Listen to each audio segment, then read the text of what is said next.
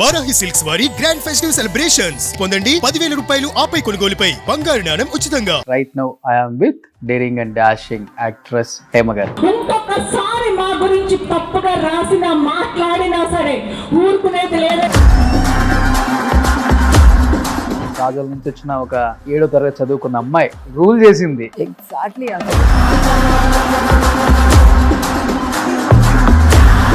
అంటే అక్కడ కోవేశ్వర్లా, ఇక్కడ హేమ అనుకునేలాగా ఉండేది. ఇంట్లో అసలుకి పెళ్ళాం ఎలా బిహేవ్ చేస్తుందో అలానే బిహేవ్ చేసేవాళ్ళు స్క్రీన్ మీద. అతడులో ఏంటి సాసలు ఎత్తుకొని రాలేదా, ఇలా దోశల్లో పోస్తారా రేపు అడిగితే, అయ్యో మర్చిపోయిందండి తెస్తానని మళ్ళీ వెళ్ళిపోవటం. సింగర్ పెళ్ళం బాబా. చిరంజీవి గారితో ఒక ఎక్స్పీరియన్స్ అంటే మంచి గుర్తుండిపోయే మెమరబుల్ ఫన్నీ సిచ్యువేషన్స్ అంటే ఏం చెప్తారు? నేను పూరి జగనన్నయ్య మహేష్ బాబు సినిమా చేస్తున్నారు. చిరంజీవి గారు కనిపించారు. అన్న నమస్కారం అండి అని అన్నారు. రా జగన్ కూర్చో అన్నారు. మా అన్న ఇలా కూర్చోవడమే. హేమని ఏ షూటింగ్ వచ్చావని అడిగానండి. అడిగితే మా నల్లబాబు షూటింగ్ వచ్చారని చెప్పింది అన్నారు. ఇంకా నా గుండె అలా ఆ ఫ్యామిలీలో మీకు ఎక్కువ అభిమానం అంటే పవన్ కళ్యాణ్ గారు కదా. మా ఛాంబర్ లో ఒక ఇష్యూ అయినప్పుడు కూడా మీరంతా నిలబడ్డారు కదా. ఇండస్ట్రీలో చేస్తున్నాం కదా అని మా పిల్లల్ని, మా ఫ్యామిలీని, మా అమ్మల్ని రోడ్డుకి లాగడం అనేది కరెక్ట్ కాదు. ఈ డ్రెస్ గొప్పదా, ఈ డ్రెస్ వేసుకోవడం గొప్పదా అని ఇప్పుడు ట్రెండింగ్ లో కొట్టుకుంటున్నారు. దాని మీద ఒక ఛానల్ కి వెళ్ళి మాట్లాడడానికి వెళ్ళిన ఒక ఆవిడ ఇంక ఇష్టం వచ్చినట్టు మాట్లాడుకుంటున్నారు. ఆవిడేమో ఈవిని అంటుంది, ఈవిడేమో ఆవిని అంటుంది. ఎంత చిల్లరగా కొట్టుకున్నారంటే అంత చిల్లరగా కొట్టుకున్నారు.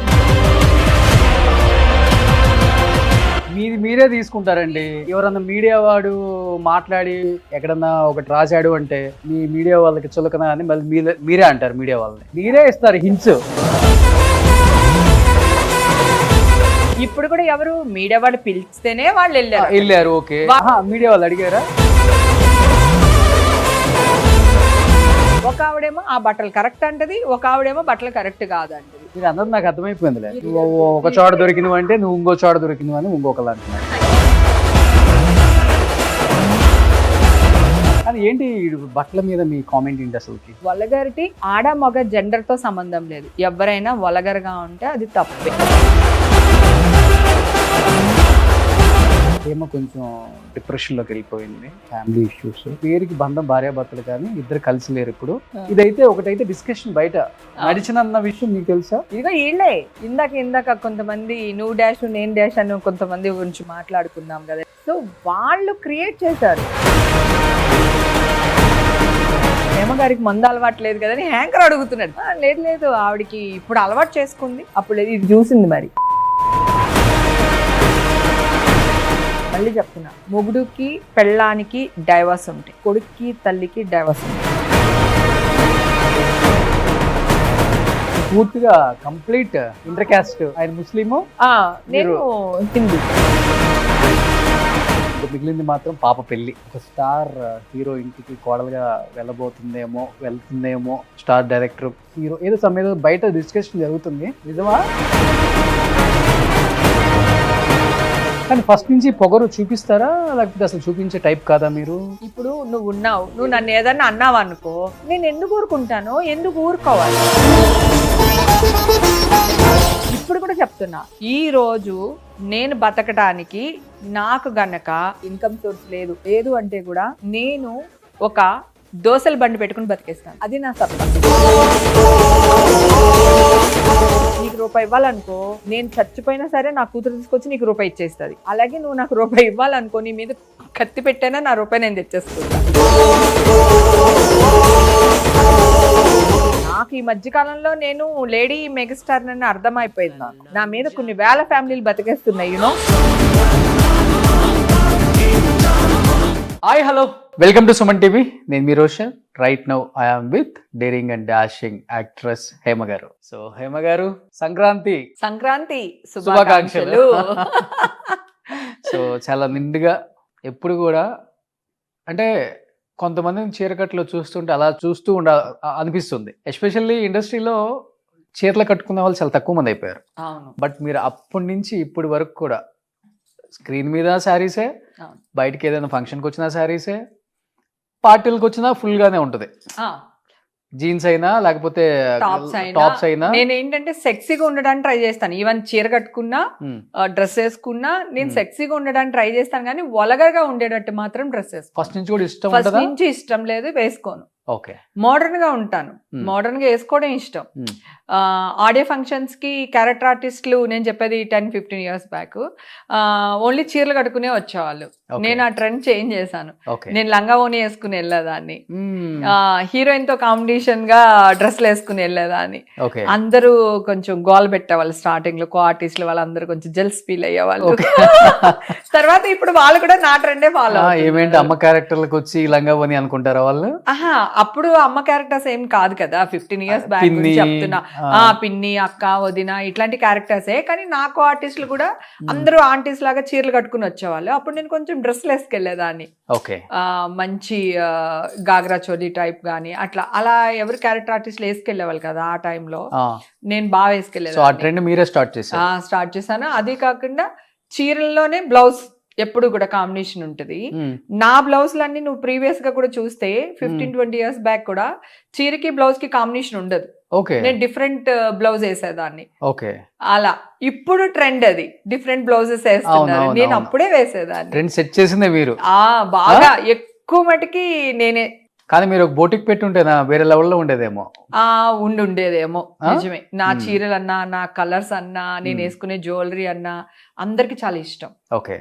సో ఆల్మోస్ట్ 35 సంవత్సరాలు ఇండస్ట్రీకి వచ్చి 350 పైగా చిత్రాలు, ఎటువంటి సపోర్ట్ లేకుండా 500 నాన్న, ఇంకా ఒక్కొక్క సంవత్సరం 20-30 సినిమాలు కూడా రిలీజ్ అయ్యేవి గట్టిగా.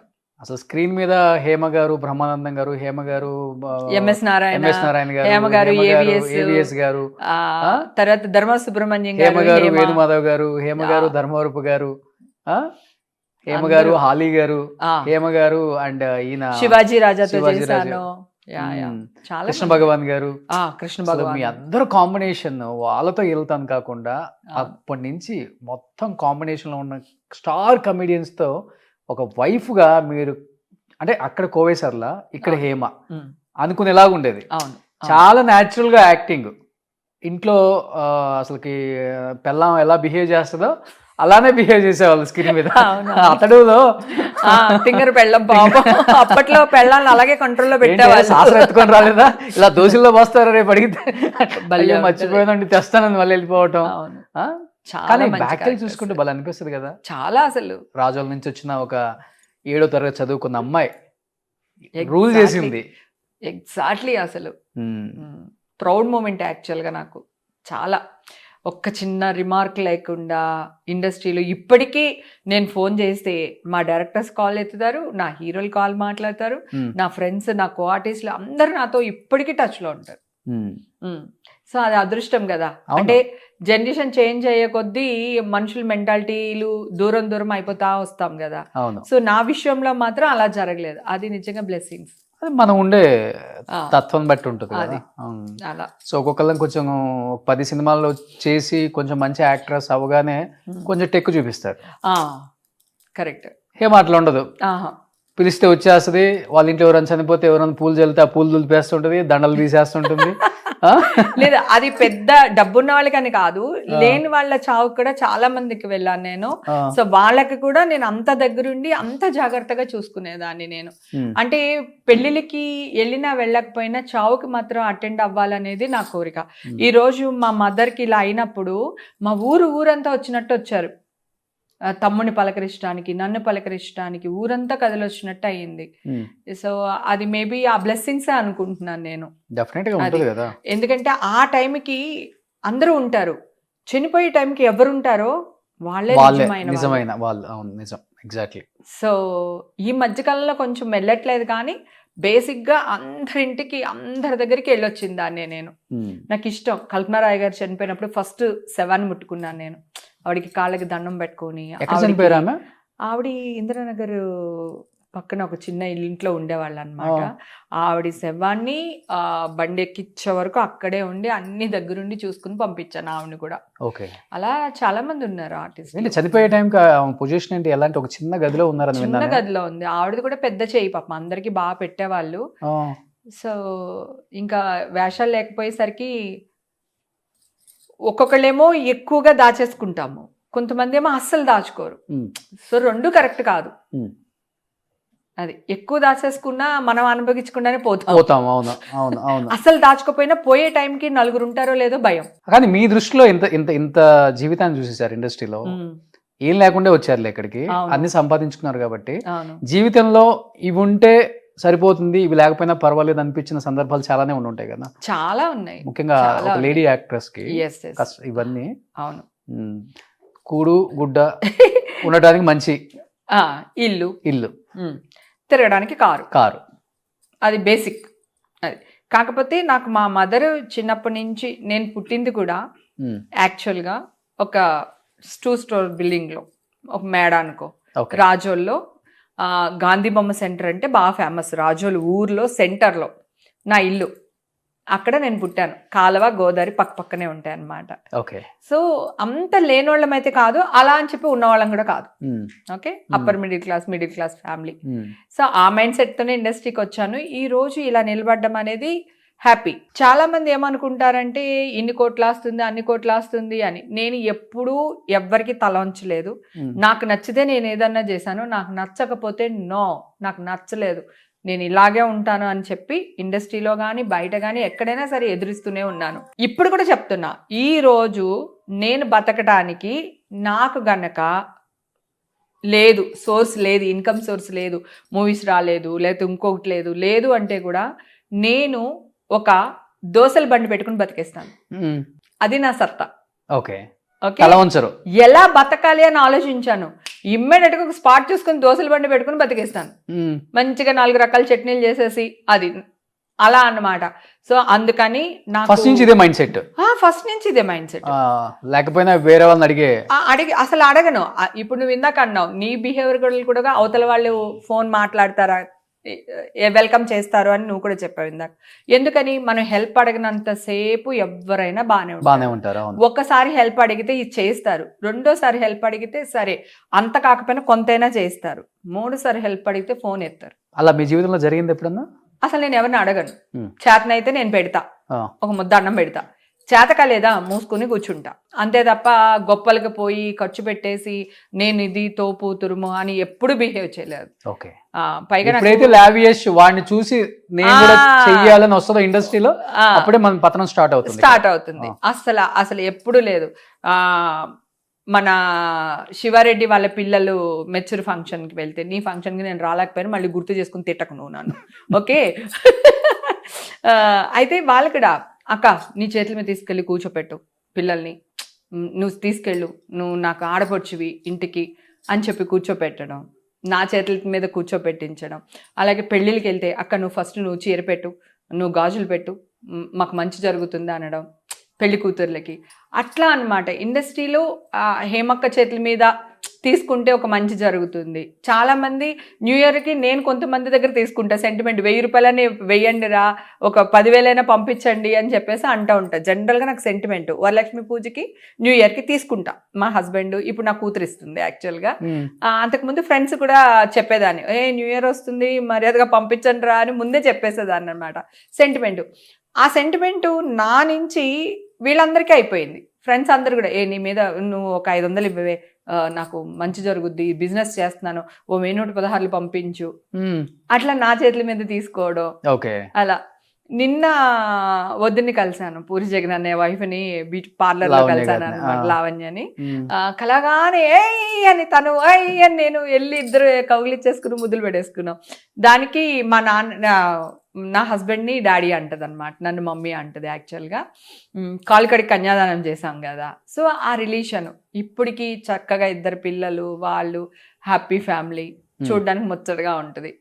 అలాగే కృష్ణవంశీ గారు ఎప్పుడు అంటుంటారు, నువ్వు పాజిటివ్ గా ఉంటావి, పాజిటివ్ వైబ్ నీది హేమ, అట్లా ఉంటుంది. కానీ ఆల్మోస్ట్ అందరితో యాక్ట్ చేశారు కదా, అందరు హీరోలతో యాక్ట్ చేశారు, అందరు డైరెక్టర్ల డైరెక్షన్ లో చేశారు, వాళ్ళ కొడుకులతో కూడా చేశారు. ఈ హీరో ఆ హీరో ఏం లేదు. ఆల్మోస్ట్ ప్రభాస్, అల్లు అర్జున్, మహేష్ బాబు, రామ్ చరణ్ తేజ్, నాని, అందరితో యాక్ట్ చేశారు. అందరితో, బాలకృష్ణ గారు, నాగార్జున గారు, చిరంజీవి గారు, వెంకటేష్ గారు, వెంకటేష్ అందరితో యాక్ట్ చేశాను. కొంచెం ముందు వచ్చుంటే రామారావు, నాగేశ్వరరావు గారు, చేస్తుండేదాన్ని. కృష్ణరాజు గారు, కృష్ణ గారు. నాగేశ్వరరావు గారు, చిరంజీవి గారితో కలిపి ఒక మూవీ యాక్ట్ చేశాను, మెకానిక్ అల్లుడు అనుకుంటాను ఓకే మూవీ. అవునవును దాంట్లో యాక్ట్ చేశాను నేను, చిరంజీవి గారుని, నాగేశ్వరరావు గారు. ఓకే కానీ నేను ఇండస్ట్రీకి వచ్చేసరికి రామారావు గారు రాజకీయాల్లోకి వెళ్ళిపోయారు. తర్వాత పెద్ద సినిమాలు ఏం చేయలేదు ఆయన.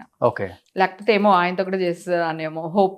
అని ఈ పండగకి అందరూ బాగా ఇంట్రెస్టింగ్ గా వింటారు కాబట్టి పాత విషయాలు, పాత యాక్టర్స్ చెప్పేదాన్ని చాలా బాగా నమ్ముతారు, అంత ఇంట్రెస్టింగ్ గా వింటారు, ఎంజాయ్ చేస్తారు.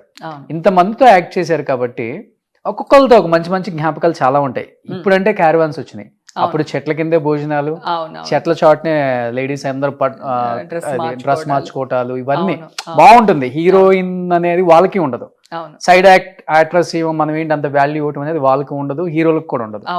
సో కమింగ్ టు చిరంజీవి గారితో ఒక ఎక్స్పీరియన్స్ అంటే మంచి గుర్తుండిపోయే మెమరబుల్ ఫన్నీ సిచ్యువేషన్స్ అంటే ఏం చెప్తారు? అంటే నేను బ్రహ్మానందం గారు, చిరంజీవి గారు ఒక సినిమాలో యాక్ట్ చేస్తున్నాం అనమాట. అక్కడికి వెళ్ళిన తర్వాత చిరంజీవి గారు, బ్రహ్మానందం గారు బాగా కామెడీ చేస్తారనమాట. నేను పూరి జగనన్నయ్య, మహేష్ బాబు సినిమా చేస్తున్నారు సెట్లో, ఒక సెట్లో పోకిరి సినిమా జరుగుతుంది. ఆ టైంలో జగనన్న దగ్గరికి వెళ్ళాను. ఏంటి ఇలా వచ్చా అంటే, మా నల్లబాబు షూటింగ్ వచ్చానన్న. మీన్స్ నల్లబాబు మీన్స్ చిరంజీవి గారు. ఓకే, అది వాళ్ళకే తెలుసు, ఎందుకంటే నేను ఎప్పుడు మాట్లాడుతూ ఉంటాను కదా. అవునా సరే రావైపోదామని చెప్పేసి అన్న చేసుకుని తీసుకెళ్ళిపోయాడు. మేమిద్దరు అలా నడుచుకుంటేలో చిరంజీవి గారు కనిపించారు. అన్న నమస్కారం అండి అని అన్నారు. రా జగన్ కూర్చో అన్నారు. నేను ఆల్రెడీ ఆయన షూటింగ్లోనే ఉన్నాను కనుక నేను కూడా మామూలుగా కూర్చున్నాను. కూర్చున్న తర్వాత మా అన్న ఇలా కూర్చోవడమే, హేమని ఏ షూటింగ్కి వచ్చావని అడిగానండి. అడిగితే మా నల్లబాబు షూటింగ్కి వచ్చారని చెప్పింది అన్నారు. ఇంకా నా గుండె అలా అయిపోయింది. నేను నల్లబాబు అనేది నా ముద్దు, నా పెట్టు పేరు చిరంజీవి గారికి. సో ఇప్పుడు చిరంజీవి గారు ముందు ఆ విషయం చెప్పేశారు. నేను వెంటనే సైలెంట్గా ఇలా వెనక జరిగా, మామూలుగా కూర్చునేదాన్ని. నేను మరీ అంత నల్లగా ఉన్నానా హేమ అంటే, ఇప్పుడు నాగబాబు వచ్చి తెల్ల భావన, ఇప్పుడు పవన్ కళ్యాణ్ వచ్చి చిన్న భావన, నేను నల్ల భావన అని చెప్పేసి ఆయన బాగా వేసుకున్నారు. ఆ రోజంతా ఆడుకుంటానే ఉన్నారు. నేనన్నా అలాగా కాదండి, అంటే ఒక ప్రేమతో కూడిన అభిమానంతో వచ్చిన అని చెప్పి నీళ్ళు నవ్వులుతా ఉన్నాను అనమాట. తర్వాత అంతే అయ్యా మీ చెల్లి కదా ఆ మాత్రం ఉంటుంది అది ఇది అనేసి బాగా ఆడేసుకున్నారు అనమాట. ఆడుకోవడం 3 days ఆడుకున్నారు. నెక్స్ట్ డే లొకేషన్కి పరచూరు వెంకటేశ్వరరావు గారు వచ్చారు. వస్తే మేము అందరం కూర్చున్నాం. మామూలుగా కూర్చుంటే వెంకటేశ్వర గారు కూర్చున్నారు. ఏమండి వెంకటేశ్వరరావు గారు, నేను మరీ అంత నల్లగా ఉంటానండి అన్నారు ఈయన. నేను అమ్మా మళ్ళీ ఆడేసుకుంటున్నారు ఈయన అనుకుని బిత్తరపోయి అలా చూస్తున్నారు అనమాట. వెంకటేశ్వర గారు చూస్తే, బాబు మీరు నలిపేంటి బాబు, మీరు మీరు చామంచాయి బాబు, రాముడు నలుపు కాదా కృష్ణుడు నలుపు కాదా అంటే ఈయనకి తెలియక నేను అన్నాను, ఆయన నన్ను ఆడుకుంటున్నారన్న సంగతి వెంకటేశ్వర గారికి తెలియక ఆయన, నేను వెంకటేశ్వర సార్ మీకు దండం పెడతాను ఆపండి సార్, ఆయన నన్ను ఆడుకుంటున్నారు అని చెప్పి ఆయన చేతులు పట్టుకుని ఆపండి సార్ ప్లీజ్ సార్ అంటున్నా. అలా ఎవ్వరు వచ్చినా సరే, ప్రకాష్ రాజు వస్తే కూడా అదే అనమాట. ఆ 3 రోజులు బీభత్సంగా ఆడేసుకున్నారు ఆయన. అసలు మామూలు పిచ్చ కామెడీ చేశారు. బ్రహ్మానందం గారితో కూడా అంతే, 4-5 సార్లు బ్రహ్మానందం గారిని ఆ సొట్టు ఉంటుంది కదా, ఆ సొట్టని ఇలా లాక్కుని ఆ సొట్టని ఎట్లా అని ముద్దెట్టుకుని, అంటే బ్రహ్మానందం గారిని చూస్తే ఆయన ఏదో చిన్న ఏదో కోతిపిల్ల దొరికినట్టు ఉంటుంది అనుకుంటా. చిరంజీవి గారికి బాగా ఆడుకుంటారు ఆయనతో. చిరంజీవి గారితో చాలా పెద్ద ఫన్. ఇది మాత్రం హైలైట్. కానీ ఆయన ఎప్పుడు కూడా మెగాస్టార్ ని ఎంత పెద్ద హీరో అనేది ఉండదు కదా, అస్సలు చిన్న పిల్లలతో సహా అందరితో చాలా బాగా మాట్లాడతారు. నేను X5 కొనుక్కున్నా ఫస్ట్ టైం. అందరూ ఇన్స్టాల్మెంట్ లోనే కొన్నాము. నేను అవన్నీ అడగలేదు. కాదు వెంటనే కారు కొన్నామంటే డబ్బు ఎక్కడి నుంచి వస్తుంది, ఈడమ్మ గడుపు మాడు సరే పక్కన పెడదాం. అయితే అందరూ అన్నారు ఏంటి నువ్వు X5 కొనేసి, X1 కొనుక్కున్నాను, అది ఓల్డ్ అయిపోయింది, అది ఇచ్చేస్తే మిగతాది X5 కొనుక్కున్నాం. అందరు బెదిరిస్తారు. డైరెక్టర్ వాళ్ళనేమో ఈ దీంట్లో వస్తా ఉంటారు, X5 లో నువ్వు వచ్చి దిగితే నీకు వేషాలు వస్తాయా, నీకు ఎవడన్నా ఫుడ్ పెడతాడా, అది ఇదని బెదిరిస్తారు. కొంతమంది కొనుక్కోకూడదు ఆర్టిస్టులు, అంటే అప్పట్లో అలా ఉండేది కదా, వాళ్ళ డైరెక్టర్ ఇంపార్టెంట్ కదా, మీ మెయిన్ హీరోలు, మేమంతా క్యారెక్టర్ ఆర్టిస్ట్లే కదా, ఆటోలో పోవాలా. సో అలానే ఏం కాదు, అప్పుడు ఉండే మైండ్ సెట్. అంటే అప్పుడు మేము డైరెక్టర్ కి అంత ఇంపార్టెన్స్ ఇచ్చేవాళ్ళం. అబ్బా వాళ్ళు వస్తే లేచి నిలబడ్డాం అవన్నీ, మంచి ఇంట్లో మంచి కార్లు మంచి బట్టలు వేసుకోకూడదు. అహో దీనికి బాగా డబ్బు వచ్చింది కదా పోనీ ఇంకెవరికైనా ఇద్దాం అనుకున్నా కూడా, ఓ మంచి సదుద్దేశంతో ఆలోచించినా కూడా ఎందుకు చెడుగా అనుకోవాలి, ఎందుకే నీకు అది ఇది ఆల్రెడీ మనమేమో రెమెండేషన్ గట్టిగా అడుగుతాను నేను. నీకు రూపాయి ఇవ్వాలనుకో, నేను చచ్చిపోయినా సరే నా కూతురు తీసుకొచ్చి నీకు రూపాయి ఇచ్చేస్తుంది. అలాగే నువ్వు నాకు రూపాయి ఇవ్వాలనుకో, నీ మీద కత్తి పెట్టైనా నా రూపాయి నేను తెచ్చేసుకుంటా. నేను డబ్బు దగ్గర చాలా జెన్యూన్ గా ఉంటాను. ఎవరిని మోసం చేయను, ఎవరి దగ్గర ఒక రూపాయి తీసుకోను, నా రూపాయి నీ దగ్గర వదలను. రెండు ఉన్నాయి నాకు. సో ఆలోచించి ఏం చేయాలా అనుకున్నా. అప్పుడు నాగార్జున గారేమో ఊర్లో లేరు. అంటే మామూలుగా చెప్తాను, ఆయనకి ఏం చేసినా చెప్తాను.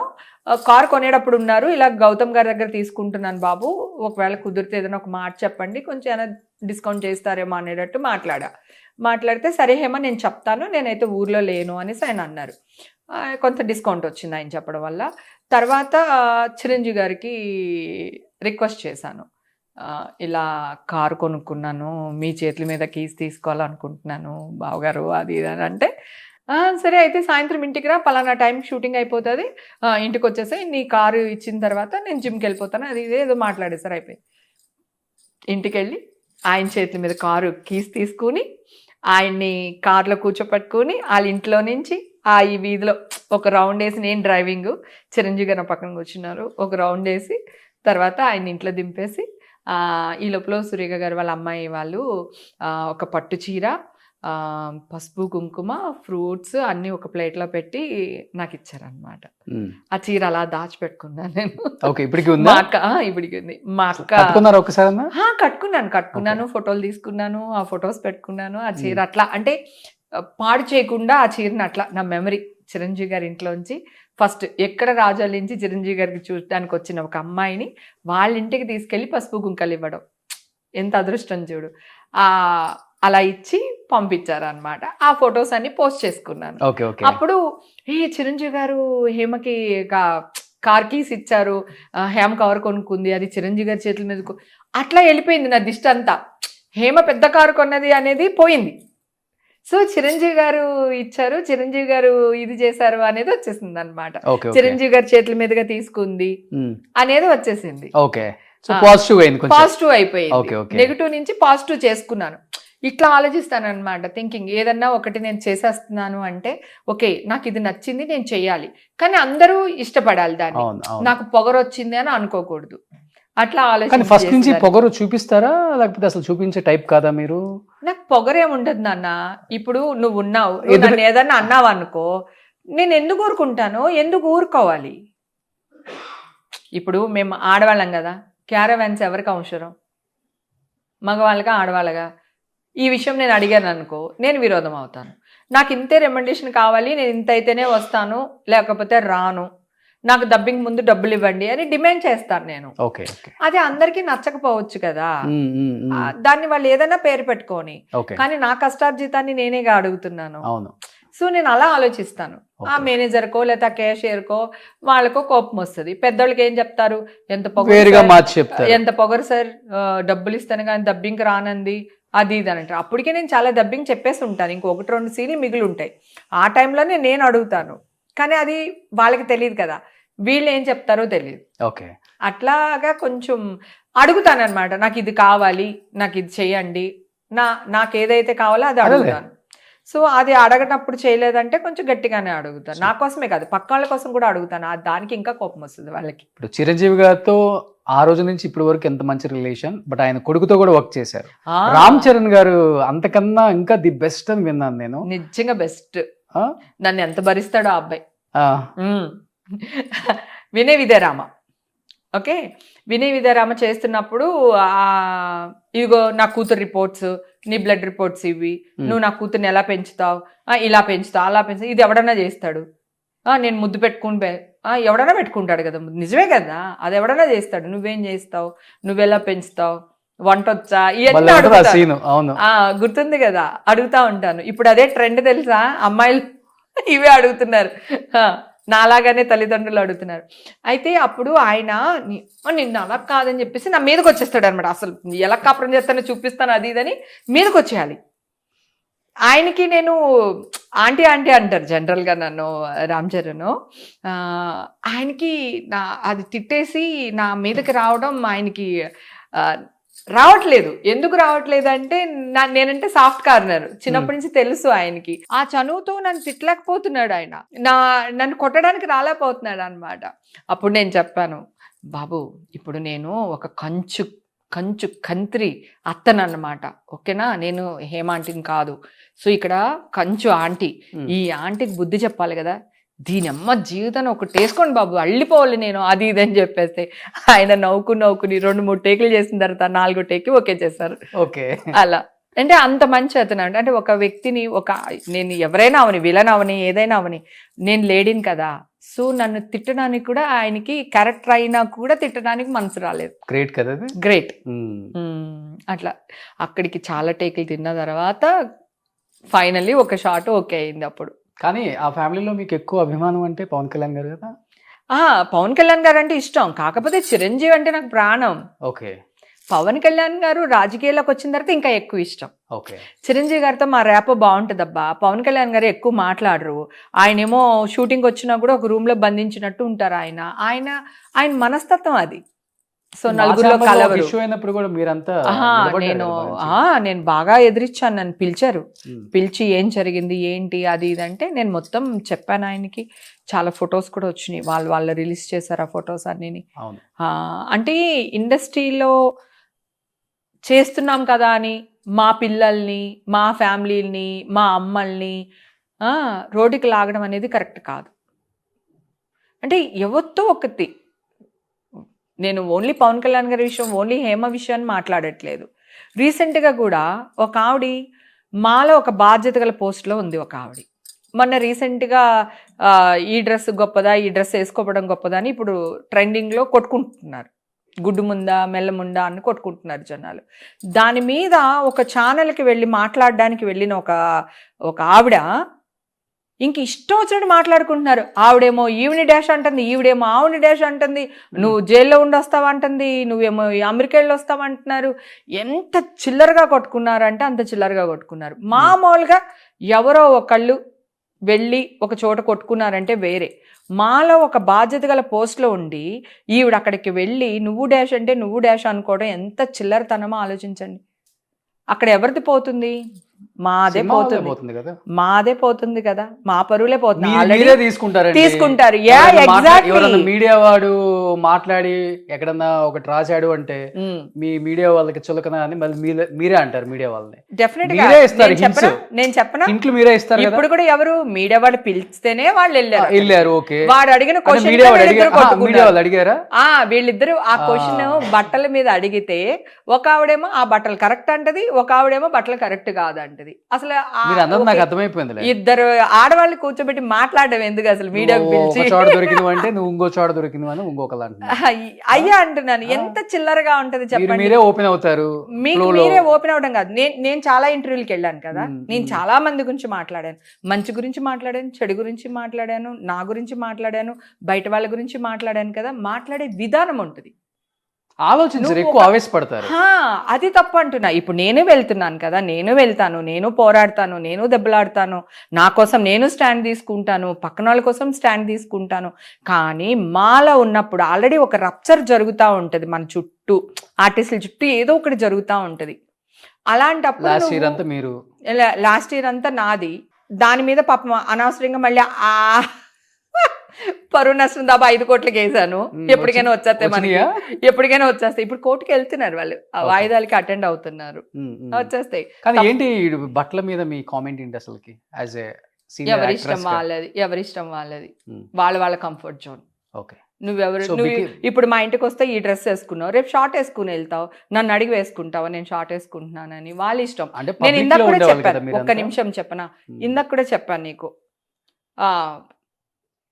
సెక్సీగా ఉండడానికి ట్రై చేయడం వేరు, సెక్సీగా ఉండడం వేరు, వల్గర్గా ఉండడం వేరు, వల్గర్ కంటెంట్ ఇవ్వడం వేరు, అదే అంటున్నాను. వల్గర్ మీద వెళ్ళడం వేరు. వల్గరిటీ ఆడ మగ జెండర్తో సంబంధం లేదు. ఎవరైనా వల్గర్గా ఉంటే అది తప్పే. అది వల్గారిటీ వద్దు. నువ్వు గ్లామర్గా ఉండడానికి ట్రై చేయి. అబ్బాయి అయినా అబ్బాయి, నేను అమ్మాయి ఇలా ఉండాలి అబ్బాయి ఇలా ఉండాలని చెప్పట్లేదు. ఇప్పుడు ఈ రోజుల్లో నవేడేస్ అబ్బాయి అమ్మాయి ఇద్దరు ఈవెన్ సేమ్. ఒకళ్ళు ఎక్కువ ఒకళ్ళు తక్కువ కాదు. ఇది వరకు మగాళ్ళు సంపాదించే వాళ్ళు, ఆడవాళ్ళు ఇంట్లో ఉండేవాళ్ళు కనుక అది ఆ రూల్ వెళ్ళింది. ఓకే, ఎవరిష్టం వాళ్ళది, ఎవరి కంఫర్ట్ వాళ్ళది. ఇది తప్పు అనడానికి లేదు, ఇది రైట్ అనడానికి లేదు. అలా అనుకుంటే నైటీస్ అసలు మన కానే కాదు. ఇప్పుడు ప్రతి వాళ్ళు నైటీలు వేసుకునే తిరుగుతున్నాం కదా, అబ్బాయిలు అందరు షార్ట్స్ వేసుకునే. అంటే చీరకున్న అందం నైటీలో లేదు కదా. సో ఇప్పుడు కొన్ని గొడవలు అవి కూడా అయినాయి కదా, మొగుడికి ఇలా అంటే ఎలా దరిద్రం లాగా తయారవుతున్నారు అని మగవాళ్ళు తిట్టి ఆ కామెంట్స్ చెప్తున్నాను. ఎవరి ఇష్టం వాళ్ళది. ఇప్పుడు నైటీ నాకు కంఫర్ట్ ఉంది, నేను వేసుకుంటాను. అలాగే ఇంకొక అమ్మాయికి ఏదో కంఫర్ట్ ఉంది, ఆ అమ్మాయి వేసుకుంటుంది. ఇప్పుడు ఆ అమ్మాయిని మనం నువ్వు ఇలా ఉండొద్దని చెప్పలేము, అలా అని చెప్పి ఇలాగే ఉండమని కూడా చెప్పలేము. ఎవరికి రైట్ ఉంది చెప్పు? కానీ మీరు ఫస్ట్ నుంచి ఆల్మోస్ట్ అంత ఫుల్ గా ఉండే డ్రెస్లు కదా మీరు చేసిన సినిమాలు. బట్ ఏ సినిమాలకి ఏ డైరెక్టర్లు ఇబ్బంది పెట్టలేదా ఇలాంటి డ్రెస్సింగ్ చేసుకోవాలి? ఒక్క సినిమాలో చీర జారిపడేటట్టు సీన్లు ఉంటాయి కొన్ని. కానీ చీర జారిపడే సీన్ ఉంటే కూడా మొత్తం ఇట్లా ఉండదు నాది. ఇప్పుడు ఇది ఉందనుకో, ఇది ఇలా అయ్యేటప్పటికి ఇలా ఉంటది నా చెయ్యి. అలా నాకు అసలు ఎప్పుడు అలాంటివి రాలేదు, క్యారెక్టర్స్ కూడా రాలేదు. నా మీద రాసే రైటర్లు కానీ డైరెక్టర్లు కానీ ఎప్పుడు అలా చేయలేదు. హేమని మేము ఇలా చూడలేము, హేమ అంటే ఇలాగే ఉండాలి అని ఒక డ్రీమ్లోనే నాకు క్యారెక్టర్స్ రాశారు. అది నా అదృష్టం. మాక్సిమం మిమ్మల్ని సినిమాలలో భర్త అనేది అంటే ఏంటి అంతే, అంతకుమించి ఏం లేదు. అవును, ఏమి ఉండదు. రావే ఓసే అది అసలు ఏముండదు. అసలు ఇంకొకటి తెలుసా, ట్రెండింగ్ లో సచ్చినోడని తిట్టింది నేనే. ఇది వరకు సచ్చినోడా ఏం లేవు తిట్లు, హీరోని ఎవ్వరు తిట్టకూడదు, అది రూల్. బాలీబాబుని కానీ చిరంజీవి గారిని కానీ ఎవ్వరు తిట్టకూడదు. యుద్ధాలు జరిగాయి అప్పుడు, యుద్ధాలు జరిగాయి. వేదమాధవ్ గారు సింహాద్రి సినిమాలో మన ఎన్టీఆర్ గారు ఇదేదో కాళ్ళకి నూనె పూసే సీన్, కాళ్ళు పట్టించుకునే సీన్ పెద్ద గొడవ అయింది కదా అప్పుడులోనే. అవును, చాలా అస్సలు చేయకూడదు. అలాంటిది మల్లీశ్వరి సినిమాలో స్టార్ట్ అయింది. ఈ సచ్చినోడికి వెనకాల కూడా కళ్ళుంటే వెంకటేష్ బాబుకి ఇంతంత గుండు సూదులు పెట్టి అతనేమో అవి తీసి నాకు ఇచ్చేవాడు. కృష్ణవేణి మర్చిపోయినట్టున్నావు, ఇదిగో ఇది పెట్టుకో అనేవాడు, ఇది పట్టుకో అనేవాడు. కాఫీలో గుండు పూసలేసే తీసి ఇట్లా పేపర్లకు పెట్టేవాడు. అవును, బ్యాంక్ లో గుర్తుందా? అప్పుడు ఈ సచ్చినోడికి వెనకాలకు కూడా కళ్ళున్నాయి, అంటే నేను సీతాదేవిని శ్రీరాముడిని ఇట్లా విడదీస్తే నీ కళ్ళు పోతారా సచ్చినోడా అని ఇట్లాంటి డైలాగ్స్ ఉంటాయి. ఫస్ట్ టైం తిట్టాను నేను, అప్పుడు నేనే భయపడ్డా. నేను ఇలా తిడితే హీరో గారు ఏమనుకుంటారు, మీరు ఇలా రాశారు, త్రివిక్రమ్ గారు, విజయభాస్కర్ గారు అంటే, లేదమ్మా ఆయన సీన్ తెలుసు అన్నారు. తర్వాత వెంకటేష్ బాబు వస్తాడు, పొద్దున్నే సీన్ చూసుకుంటాడు ఆయన, రిహార్సల్స్ అవన్నీ. రాగానే హేమా నీకు తెలుసా, నువ్వు నన్ను ఇలా తిడుతున్నావు అలా తిడుతున్నాడు, ఆయన తిట్టేసుకున్నాడు. అమ్మయ్య ఈయనే ఫిక్స్ అయ్యండి అంటే నా తిట్లు తినడానికి అనుకుని ధైర్యంగా యాక్ట్ చేశాను. కానీ మల్లేశ్వరి అసలు సినిమా అంతా కూడా చాలా ఫన్. అవును. కానీ ఇప్పుడు ఒకప్పుడు అందరి హీరోలతో చేశారు ఆల్మోస్ట్.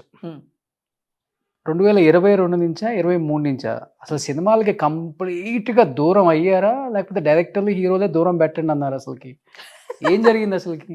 నన్ను ఎవరు దూరం పెట్టమని అన్నారు. సరే, నన్ను దూరం పెట్టడానికి ఏ ఆర్టిస్టులు ఇప్పుడు క్యారెక్టర్స్ చేశారు చెప్పు, నాతో ఉన్న వాళ్ళు? అవును, ఆల్మోస్ట్ క్యారెక్టర్స్ రాలేదు. ఎందుకు స్కోప్ ఎక్కడ ఉంటుంది? బ్రహ్మానందం గారు తప్ప, ఎంఎస్ నారాయణ గారు లేరు, ఓకే, వైవిఎస్ లేరు, ధర్మ సుబ్రహ్మణ్యం లేరు, ఆహుతి ప్రసాద్ లేరు. సడన్గా ఒకే ఇయర్లో ఆల్మోస్ట్ 5-6 మెయిన్ కమెడియన్స్ చనిపోయారు. మాకు బ్రహ్మానందం, హేమ, ధర్మ సుబ్రహ్మణ్యం, రజిత, ఇంకో ఆర్టిస్టు సురేఖ, ఇట్లా క్యారెక్టర్స్ రాసేసేవాళ్ళు వాళ్ళ వైఫ్లు. కానీ వీళ్ళందరూ చనిపోవడం వల్ల మీరు కూడా చచ్చిపోయారు. మీ ఇండస్ట్రీలో కొంచెం గ్యాప్ వచ్చింది అది. సో తర్వాత బ్రహ్మానందం గారు కూడా కొంచెం, ఆయన కూడా సినిమాలు తగ్గించుకున్నారు, ఏదో జరిగింది మొత్తానికి. అలాగా క్యారెక్టర్స్ రాలేదు. సో దానివల్ల ఆల్మోస్ట్ అందరికి ఇప్పుడు క్యారెక్టర్స్ లేవు. 7-8 years అయిపోయింది, వేషాలు తగ్గిపోయి అందరికి వేషాలు తగ్గిపోయినాయి. నేను 2-3 వెబ్ సిరీస్ చేశాను మెయిన్ క్యారెక్టర్స్. అంకుల్స్ అని ఒక మూవీ ఒకటి చేశాను, 3 రోజెస్ ఒకటి చేశాను, లేచింది మహిళా లోకం అని ఇప్పుడు రిలీజ్ కుంది, అదొకటి చేశాను. లేదు, సినిమాల్లో మంచి క్యారెక్టర్లు రావట్లేదు, ఇంకా పిచ్చి పిచ్చి క్యారెక్టర్లు నేను యాక్ట్ చేయలేను. అది కాకుండా నాకు ఏమనిపించింది అంటే, ఒక స్టేజ్ లో ఒక కిచెన్, ఇల్లు, షూటింగ్స్ తప్ప నా లైఫ్ లో ఏం లేవు. I want to live my life as I wish. Okay, అని నాకు అనిపించింది. నా లైఫ్ నేను ఎలా జీవించాలనుకుంటున్నానో అలాగా జీవించాలి అని నాకు ఒక ఇదే అనిపించింది ఆఫ్టర్ లాక్డౌన్. ఓకే. అప్పటి నుంచి కొంచెం గ్యాప్ ఇట్స్ అంటే చిన్న చిన్న క్యారెక్టర్లు చేయడం మానేసాను అనమాట. ఓకే. ఇప్పుడు మీరు అనుకోవడం ఏంటంటే నా లైఫ్ ఏదో నేను లీడ్ చేయాలనుకుంటున్నాను అంటే ఇల్లు అంటే 30 years బిజీ బయటికి ఇంకొకలాగా వినపడింది. హేమ కొంచెం డిప్రెషన్లోకి వెళ్ళిపోయింది, ఫ్యామిలీ ఇష్యూస్, పేరుకి బంధం భార్యాభర్తలు కానీ ఇద్దరు కలిసి లేరు ఇప్పుడు. ఇదైతే ఒకటైతే డిస్కషన్ బయట నడిచినన్న విషయం మీకు తెలుసా? అవును అవునవును. ఇదిగో వీళ్ళే మీకు ఇష్టమైతే క్లారిఫై ఇవ్వండి. కాదు ఇందాక కొంతమంది నువ్వు డాష్ నేను డాష్ అని కొంతమంది గురించి మాట్లాడుకున్నాం కదా, ఇలాగా మీడియాకి వచ్చి ఇట్లా చిల్లరగా చేస్తున్నారు అనే ఒక విషయం మాట్లాడుకున్నాం కదా మనం. సో వాళ్ళు క్రియేట్ చేశారు. నేనంట డ్రింక్ ఇప్పుడే వాళ్ళు అడుగుతున్నాడు యాంకర్, హేమ గారికి మందు అలవాటు లేదు కదని యాంకర్ అడుగుతున్నాడు. జనరల్గా యాంకర్ ఇరికించే క్వశ్చన్ లేదు లేదు ఆవిడికి ఇప్పుడు అలవాటు చేసుకుంది, అప్పుడు లేదు ఇది చూసింది మరి మా ఇంటికి వచ్చి ఇలా ఉంటుంది అనమాట. అలాగే అదే ఇప్పుడు వాళ్ళ ఆయన కలిసి ఉండట్లేదు అనుకుంటున్నానని కొంతమంది డాష్లు అలా మాట్లాడడం జరిగింది అనమాట బయట. నేను ఒకటే చెప్తున్నా, 20 ఏళ్ళ నుంచి నా హస్బెండ్ని నేను కొడుకులాగా చూసుకుంటున్నా. మళ్ళీ చెప్తున్నా, మొగుడుకి పెళ్ళానికి డైవర్స్ ఉంటాయి, కొడుక్కి తల్లికి డైవర్స్ ఉండవు. ఓకే, నా జీవితంలో నా హస్బెండ్ నా కొడుకు, నా కూతురి కంటే నా హస్బెండ్కే నా లైఫ్లో ఇంపార్టెన్స్ అది. సో అందుకని ఎవ్వరు ఎలా పిచ్చిగా వాగినా, ఇప్పుడు మా మదర్ చనిపోయారు, మొత్తం వచ్చి నా హస్బెండ్ పక్క నుండి మొత్తం ఊర్లో అంతా తనే చూసుకున్నాడు. అవునా? మొత్తం తనే చూసుకున్నారు. ఇప్పుడు నాకంటూ ఏదైనా ఉంది అనుకుంటే ఒక ఈషా ఉంది, ఒక జాన్ ఉన్నాడు నా లైఫ్లో, అంతే. మదర్ లేదు కదా, మెయిన్ మదర్ నా లైఫ్లో మదర్ పోర్షన్ అన్నమాట. సో అనుకునేవాళ్ళు 100 అనుకుంటారబ్బా, నేను ఇచ్చే క్లారిటీ నేను ఇచ్చాను కదా. తల్లికి కొడుక్కి జీవితంలో డైవర్స్ ఉంటాయా? హీఈస్ మై సన్, అంతే. ఎందుకు ఎక్కడ మరి ఒక పోస్ట్ గానీ ఒక వీడియోలో కనిపించడం గానీ ఇద్దరు అసలు ఇష్టం నీకు? ఇప్పుడు 20 ఏళ్ల క్రితం ఇప్పుడు భావన ఎక్కడైనా చూసావా మీడియాలో? కెమెరామెన్ అని తెలుసు నాకు, అంతే. ఎప్పుడైనా చూసావా? 25 ఏళ్ళు మా మ్యారేజ్ అయ్యి 25 ఏళ్ళు అయింది ఇప్పుడు. ఓకే, 25 కంటే ఎక్కువైంది. ఓకే. సో ఇంతవరకు జాన్ ఎప్పుడైనా చూసావా? తను రాడు, ఏ షోలకి రాడు, తనకి ఇష్టం ఉండదు, తను బయట ప్రపంచానికి రాడు, తనకి నచ్చదు. నాకే చాలా బాధ ఉండింది యాక్చువల్గా. ఏంటి రాడు, బర్త్డే అయితే ఒక గులాబీ పువ్వు కొనివ్వరు, కనీసం ఒక ఆర్ట్ షేప్లో బెలూన్ కూడా కొనివ్వడు మా ఆయన, అట్లా నాకు ఫీల్ అయ్యేదాన్ని నేను యాక్చువల్గా. తను ఎక్స్పోజ్ చేయలేరు, అంటే ఎక్స్ప్రెషన్ లేదు తనకి, తను అంతే. మరి ఎట్లా ప్రేమించారు? ఏమో అలా ప్రేమించాను, పెళ్లి చేసుకుంటా అన్నాడు. ప్రేమిస్తానంటే చేసుకునేదాన్ని కాదేమో, మరి పెళ్లి చేసుకుందామని అడగడమే. ఓకే, రే ఇండస్ట్రీలో ఉండి పెళ్లి చేసుకుందాం అంటున్నాడు ఏంటి అబ్బాయి అని కొత్తగా అనిపించింది నాకు. సో అది ఆ ఒక్క వర్డ్ నచ్చింది, పెళ్లి చేసేసుకున్నారు దానికే. దానికే మా ఆయన 4000 సంపాదిస్తే నేను 4000 సంపాదిస్తే బతికేద్దాం అనుకున్నా. అదే మైండ్ సెట్ అంతే. మా హస్బెండ్ కంప్లీట్ మా హస్బెండ్ ఆయన ముస్లిము, నేను హిందూ. కానీ వాళ్ళ ఎక్కువ వెంకటేశ్వర స్వామిని బాగా ఇది చేస్తారు. మా మామయ్య గారు కూడా తిరుపతి అది వెళ్ళేవాళ్ళట, ఎస్డి లాల్ గారు. ఎన్టీఆర్తో 36 సినిమాలు ఏవో చేశారు ఆయన. ఓకే.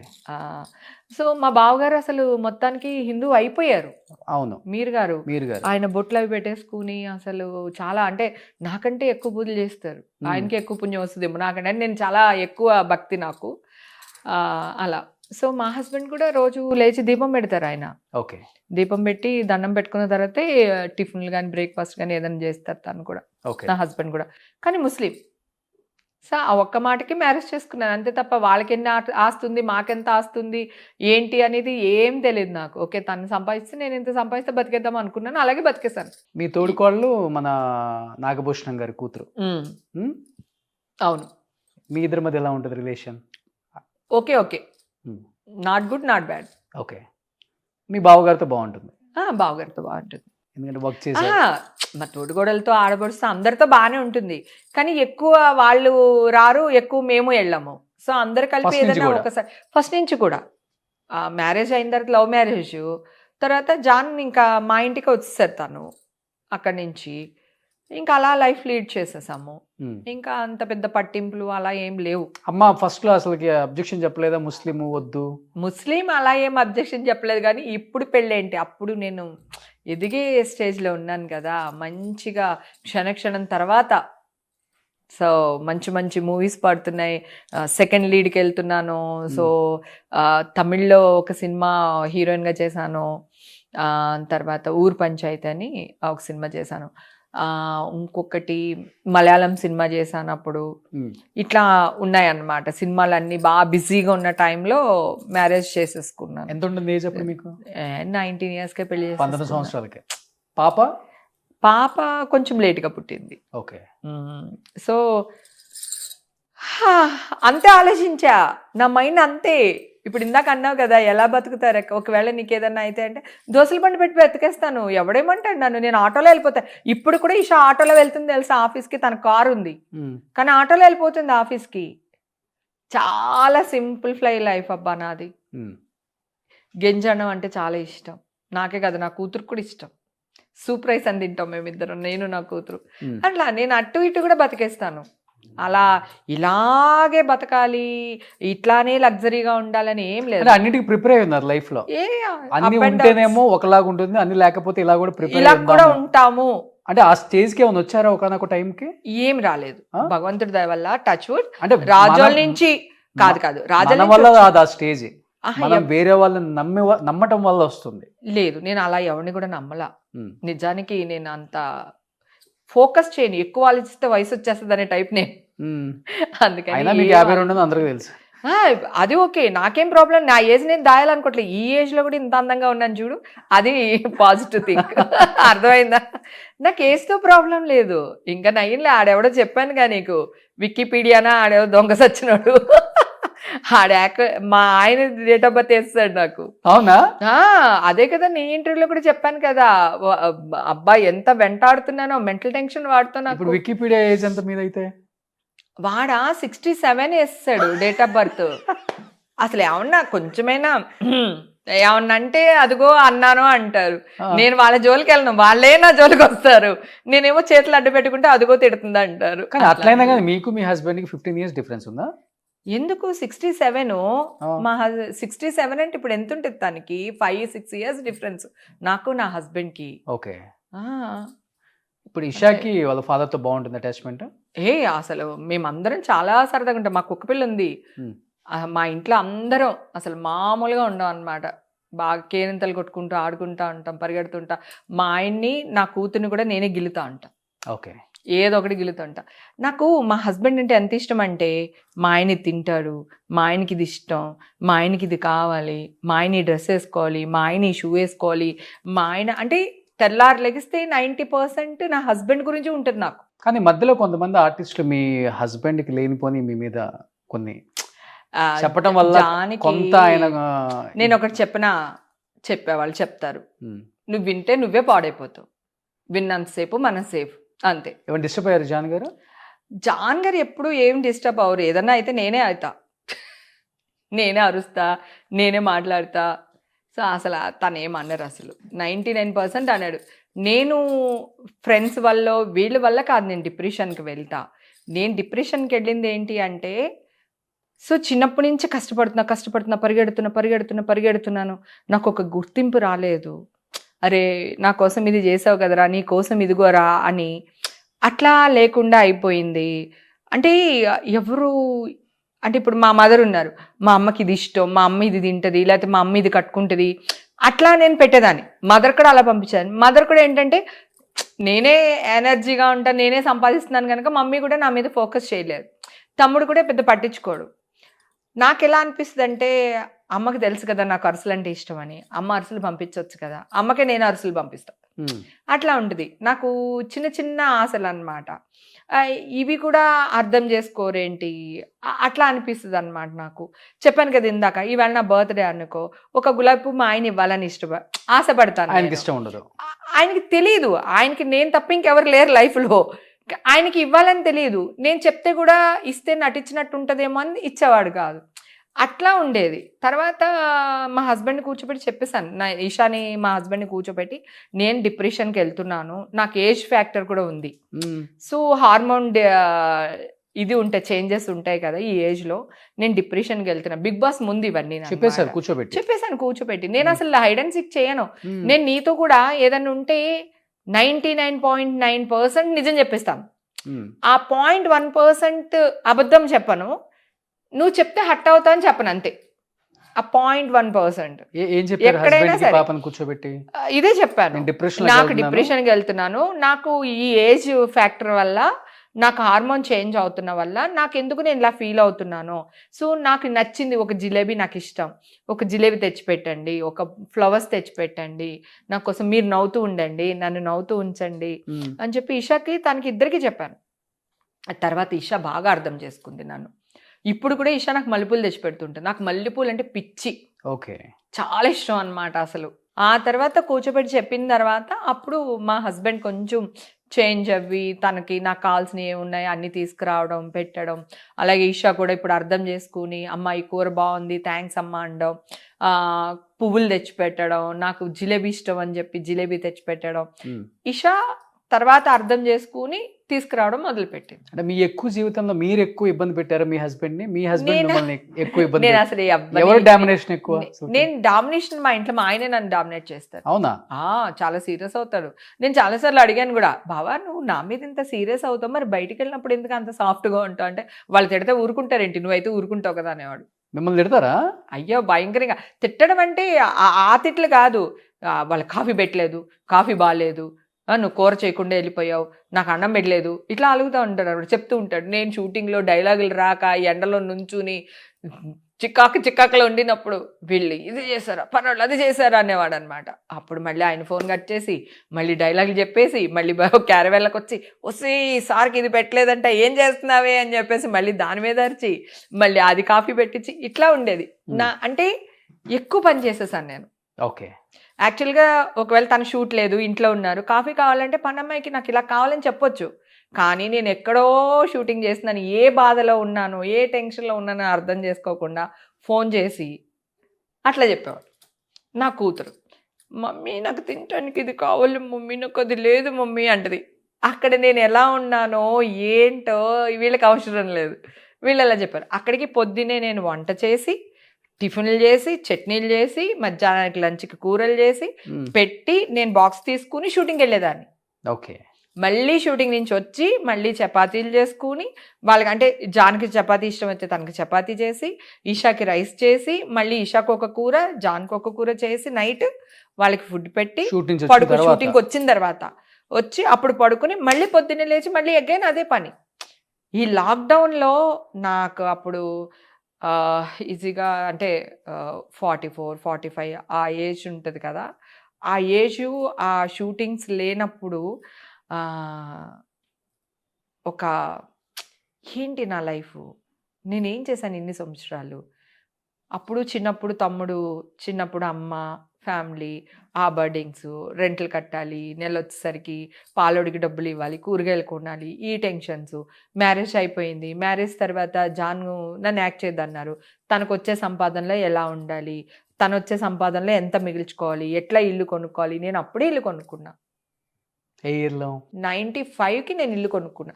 94లో ఇల్లు కొనేసాను, 95లో గృహప్రవేశం చేశాను. నా ఫస్ట్ ఇల్లు కాస్ట్ 5 lakhs. ఆ తర్వాత మాదాపూర్లో ఇల్లు కొనుక్కోవడానికి ఆ ఇల్లు అమ్మేస్తే 10 లక్షలు వచ్చింది నాకు ఆ ఇల్లు. ఆ 10 లక్షలు పెట్టి ఇంకో 6 లక్షలు లోన్ తీసుకుని మాదాపూర్లో ఇల్లు కొనుక్కున్నాను. మాదాపూర్ పిఎస్ ఆపోజిట్లో ఉంటుంది. అలా సో అప్పటి నుంచి చాలా చేసేసాను నేను. తెలియకుండా ఎనర్జీ లెవెల్స్. షూట్కి వెళ్తాను కదా, షూట్లో మాట్లాడుతూనే ఉంటా, తిరుగుతూనే ఉంటా, డైలాగ్ చెప్తూనే ఉంటా, సరదాగా ఉంటా. సెట్ బాయ్ ఇప్పుడు కెమెరామెన్ అరే ఆ టేబుల్ జరపానంటే టక్మని నేనే జరిపిస్తా. మళ్ళీ ఆడెక్కడి నుంచో పరిగెత్తుకొచ్చి ఈడు జరిపి అంత ఉండదు. బ్రహ్మానందం అన్న తిట్టా ఉండడు. ఆగు ఉన్నాడుగా సెట్ అబ్బాయి, వాడికి అందుకే జీతం ఇస్తున్నారు, ఎందుకు జరిపిస్తారు. కాదన్నా అనేవాడు అన్న. అయినా ఆగేదాన్ని కాదు. ప్రొడక్షన్ వాళ్ళు భోజనాలు వడ్డిస్తూ ఉంటారు కదా, నేనే తీసుకుని అటక్కడక్కడక్కడే వడ్డించేస్తాను. అంటే అంత ఎనర్జీ ఉండేదన్నమాట నాలో. అన్ని పనులు చేసేస్తాను. ఇప్పుడు షూట్లు పెళ్ళైన తర్వాత చేయొద్దు అంటే మానేశాను. ఆగారా? ఎన్నాళ్ళు ఆగారు? 5-6 ఇయర్స్ ఆగా. ఆ, 4-5 ఇయర్స్ మినిమం ఇంట్లోనే ఉన్నా. పాప పుట్టిన అప్పుడే తర్వాత. జగనన్నే పెళ్లి, అదే పూరి జగనన్నకి పెళ్లి చేసి ఆ జగనన్న ఎపిసోడ్ లో యాక్ట్ చేసేదాన్ని నేను అప్పట్లో. ఉమ్, ఆ తర్వాత మానేసిన తర్వాత జగనన్నయ్య మేమందరం పక్క పక్క ఇంట్లో, నేను పైన ఇంట్లో, అన్న వాళ్ళు కింద ఇంట్లో. నేను కొనుక్కున్నాను చెప్పాను కదా సనత్ నగర్ లో, ఆ ఇంట్లో కింద అన్న వాళ్ళు రెంట్కు ఉండేవాళ్ళు, కృష్ణవంశీ వీళ్ళందరూ అక్కడికి వచ్చేవాళ్ళు. ఉమ్, అలా. సో జాన్ గారి సంపాదన మీద దాచి దాచి ఇల్లు కొనేసాను నేను. ఓకే. మంచి కెమెరామెన్ కదా ఆయన. చాలా మంచి గారు కెమెరామెన్, గాని, బాగా ఆయన బిజీగా గాని. ఉండేవాళ్ళు. సో సనత్ నగర్ ఇల్లు అలా దాచి దాచి కొనేసా. ఏంటి, అందరికి భోజనాలు పెట్టేదాన్ని, అందరితో సరదాగా ఉండేదాన్ని, గుళ్ళకి వెళ్ళేదాన్ని, అన్నీ చేసేదాన్ని, But మళ్ళీ ముస్లిం- డబ్బులు దాచేదాన్ని. ముస్లిమ్స్ వాళ్ళ ఎక్కువ ఫాలో అయ్యే వల్ల పెళ్ళైన తర్వాత. లేదు, ఎందుకంటే మీర్ గారు వాళ్ళ వైఫ్ హిందూ. అవును, నాగభూషణం గారి అమ్మాయి, ఆ, యాక్టర్ నాగభూషణం గారి అమ్మాయి కదా. తను కూడా హిందూ. సో నేను హిందూ బేసిక్గా, తను వాళ్ళ అత్త మామలు కూడా ఏమి అనేవాళ్ళు కాదు. సో అందుకని మేము అందరం ఆల్మోస్ట్ ముస్లిము, ఈ ట్రెడిషన్ అని ఎప్పుడు లేదు. గుర్కా వేసుకోవాలి, ఆచిచ్చి అసలు ఆ కాన్సెప్టే లేదు, లేదు అసలు లేదు. అలా ఏం లేదు. నా దేవుడు నా ఇష్టం, ఆయన దేవుడు ఆయన ఇష్టం, ఓకే. అట్లా. సో ఆయన పూజలు ఆయన అదే- లేదు, ఇప్పుడు మన అదే, దేవుడికి కూడా means చేస్తారు. మసీద్కి వెళ్ళి చేస్తారు, నమాజ్ చేస్తారు. రంజాను బక్రీద్కి చేస్తూ ఉంటాము. వాళ్ళ ఇంటికి, మీర్ గారి ఇంటికి మేము వెళ్తాం, మా ఇంటికి మీర్ గారు వాళ్ళు వస్తారు. ఒక్కొక్కసారి వాళ్ళ సిస్టర్ కామన్గా పాపం ఆవిడ ఇటు అటు తిరుగుతూ ఉంటారు. వాళ్ళ సిస్టర్ దూరదర్శన్లో ఎడిటరు. నేనంటే చాలా ఇష్టం ఆవిడకి. నేను ఆవిడని ఒక మదర్లా చూసుకుంటాను. పెద్ద ఆవిడ, జానికి అక్క, కానీ ఆవిడ మా ఇంటికి వస్తే పుట్టింటికి వచ్చినట్టే. ఓకే. ఆవిడకి అన్ని ఇచ్చి పంపిస్తాను. సో వాళ్ళ ఫ్యామిలీ సైడ్ అందరితో రిలేషన్స్ బాగున్నాయి మీకు? అందరితో బాగున్నాయి. స్టిల్ ఇప్పుడు కూడా? ఇప్పుడు కూడా అందరం చాలా బాగున్నాం. ఓకే. అసలు ఎలాంటి ప్రాబ్లం లేదు. ఎక్కువ కాలం అంతే, ప్రతిదీ కూర్చుని డిస్కషన్ చేసి అలా ఏముండదు. వాళ్ళ ఫ్యామిలీ వాళ్ళది, మా ఫ్యామిలీ మాది, అట్లా. వాళ్ళేమి ఇంటర్ఫేర్ అవ్వరు, మేమేమి ఇంటర్ఫేర్ అవ్వం. ఓకే. ఎవరి కానీ లైఫ్ ఇప్పుడు మళ్ళీ డైరెక్టర్లు, హీరోలు ఈ ఇంటర్వ్యూ చూసిన తర్వాత హేమాకి డెఫినెట్గా ఆపర్చునిటీస్ ఇవ్వాలి, మనం కొంచెం మర్చిపోయాం, ఆమె మధ్యలో దూరంగా ఉంది, పిలిస్తే కూతంత దూరంలో వెళ్ళటానికి రెడీగా ఉన్నారా? ఈ ఇప్పుడు మధ్య చాలా కాలంలో సినిమాలు జరుగుతున్నాయి కదా. ఇప్పుడు కాదు. ఇప్పుడు అనితా చౌదరి గారు మంచి మంచి మూవీస్ చేస్తున్నారు, మీరు లేదు అంటున్నారు. స్కోప్ లేదు, నీకు అర్థం కావట్లే. అనితా చౌదరి ఈ ఎన్ని మధ్య సినిమాలు కాలంలో, వచ్చినా తల్లి ఉంటది, అక్క ఉంటుంది. ఒక్క నిమిషం, ఇప్పుడు తల్లులు అక్కలు హేమ వేరే వాళ్ళు అవసరం లేదు. కొత్త కొత్త వాళ్ళు బొళ్ళు మంది వస్తున్నారు. ఓకే. సో వాళ్ళ మదర్లు సర్లే. క్యారెక్టర్లు ఇచ్చేస్తున్నారు. 10లో 2 చేసినా కానీ హ్యాపీనెస్. నాకు అది ప్రాబ్లం కాదు, నాకు ప్రాపర్ క్యారెక్టర్ కావాలి. ఇప్పుడు నేను ఒక డ్రీమ్ గర్ల్ గా ఉండిపోయాను కదా. ఒక ఏమంటారు, కోవేసర్ల అన్నారు. కోవేసర్ల గారి కంటే ముందు శ్రీలక్ష్మి గారు మనకి కదా. శ్రీలక్ష్మి గారు, శ్రీలక్ష్మి తర్వాత కోవేశ్వర్ల మనకి, కోవేశ్వర్ల తర్వాత హేమ తర్వాత ఇంకెవరు లేరు. సో అలాంటి క్యారెక్టర్స్ అప్పుడు అలాంటి సినిమాలు వచ్చాయి, ఇప్పుడు అలాంటి సినిమాలు లేవు. మనమే అడ్జస్ట్ అవ్వాలి. డైలాగులు లేని వేషాలు నేను వేయలేను. మరీ డైలాగులు లేకుండా మరి అలాగే ఉంటున్నాయి. చాలా మంది నాకు ఆర్టిస్ట్లే వెళ్తున్నారు వెనకాల బ్యాక్గ్రౌండ్ లో నుంచోడానికి. నేను అలా చేయలేను.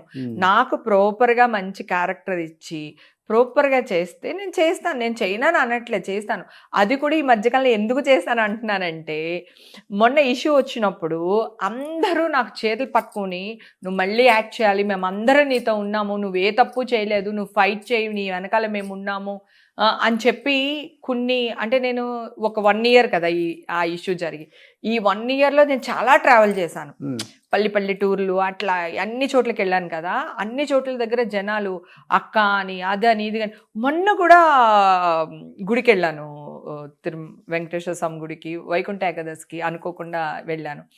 అక్కడ కూడా అందరు ఎంపీలు, ఎమ్మెల్యేలు వీళ్ళందరూ వెళ్తున్నారు. వాళ్ళందరినీ ఎవరు పట్టించుకోవట్లేదు.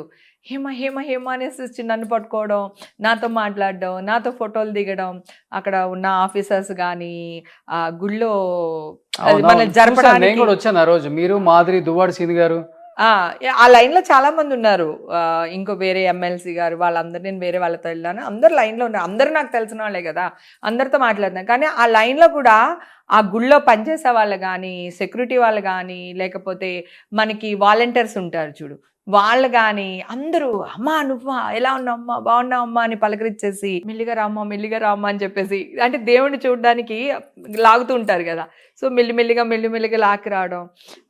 ఏ గుడికి వెళ్ళినా కూడా ఆ గుడిలో ఉన్న పెద్దవాళ్ళందరూ వచ్చేసి బుగ్గలు గిల్లేసి బంగారం నువ్వు బాగుండాలని ఇలా అనేసి, పెద్దవాళ్ళు అనమాట, వయసులో పెద్దవాళ్ళు, పూజనీయులు చాలా మంది అన్నమాట.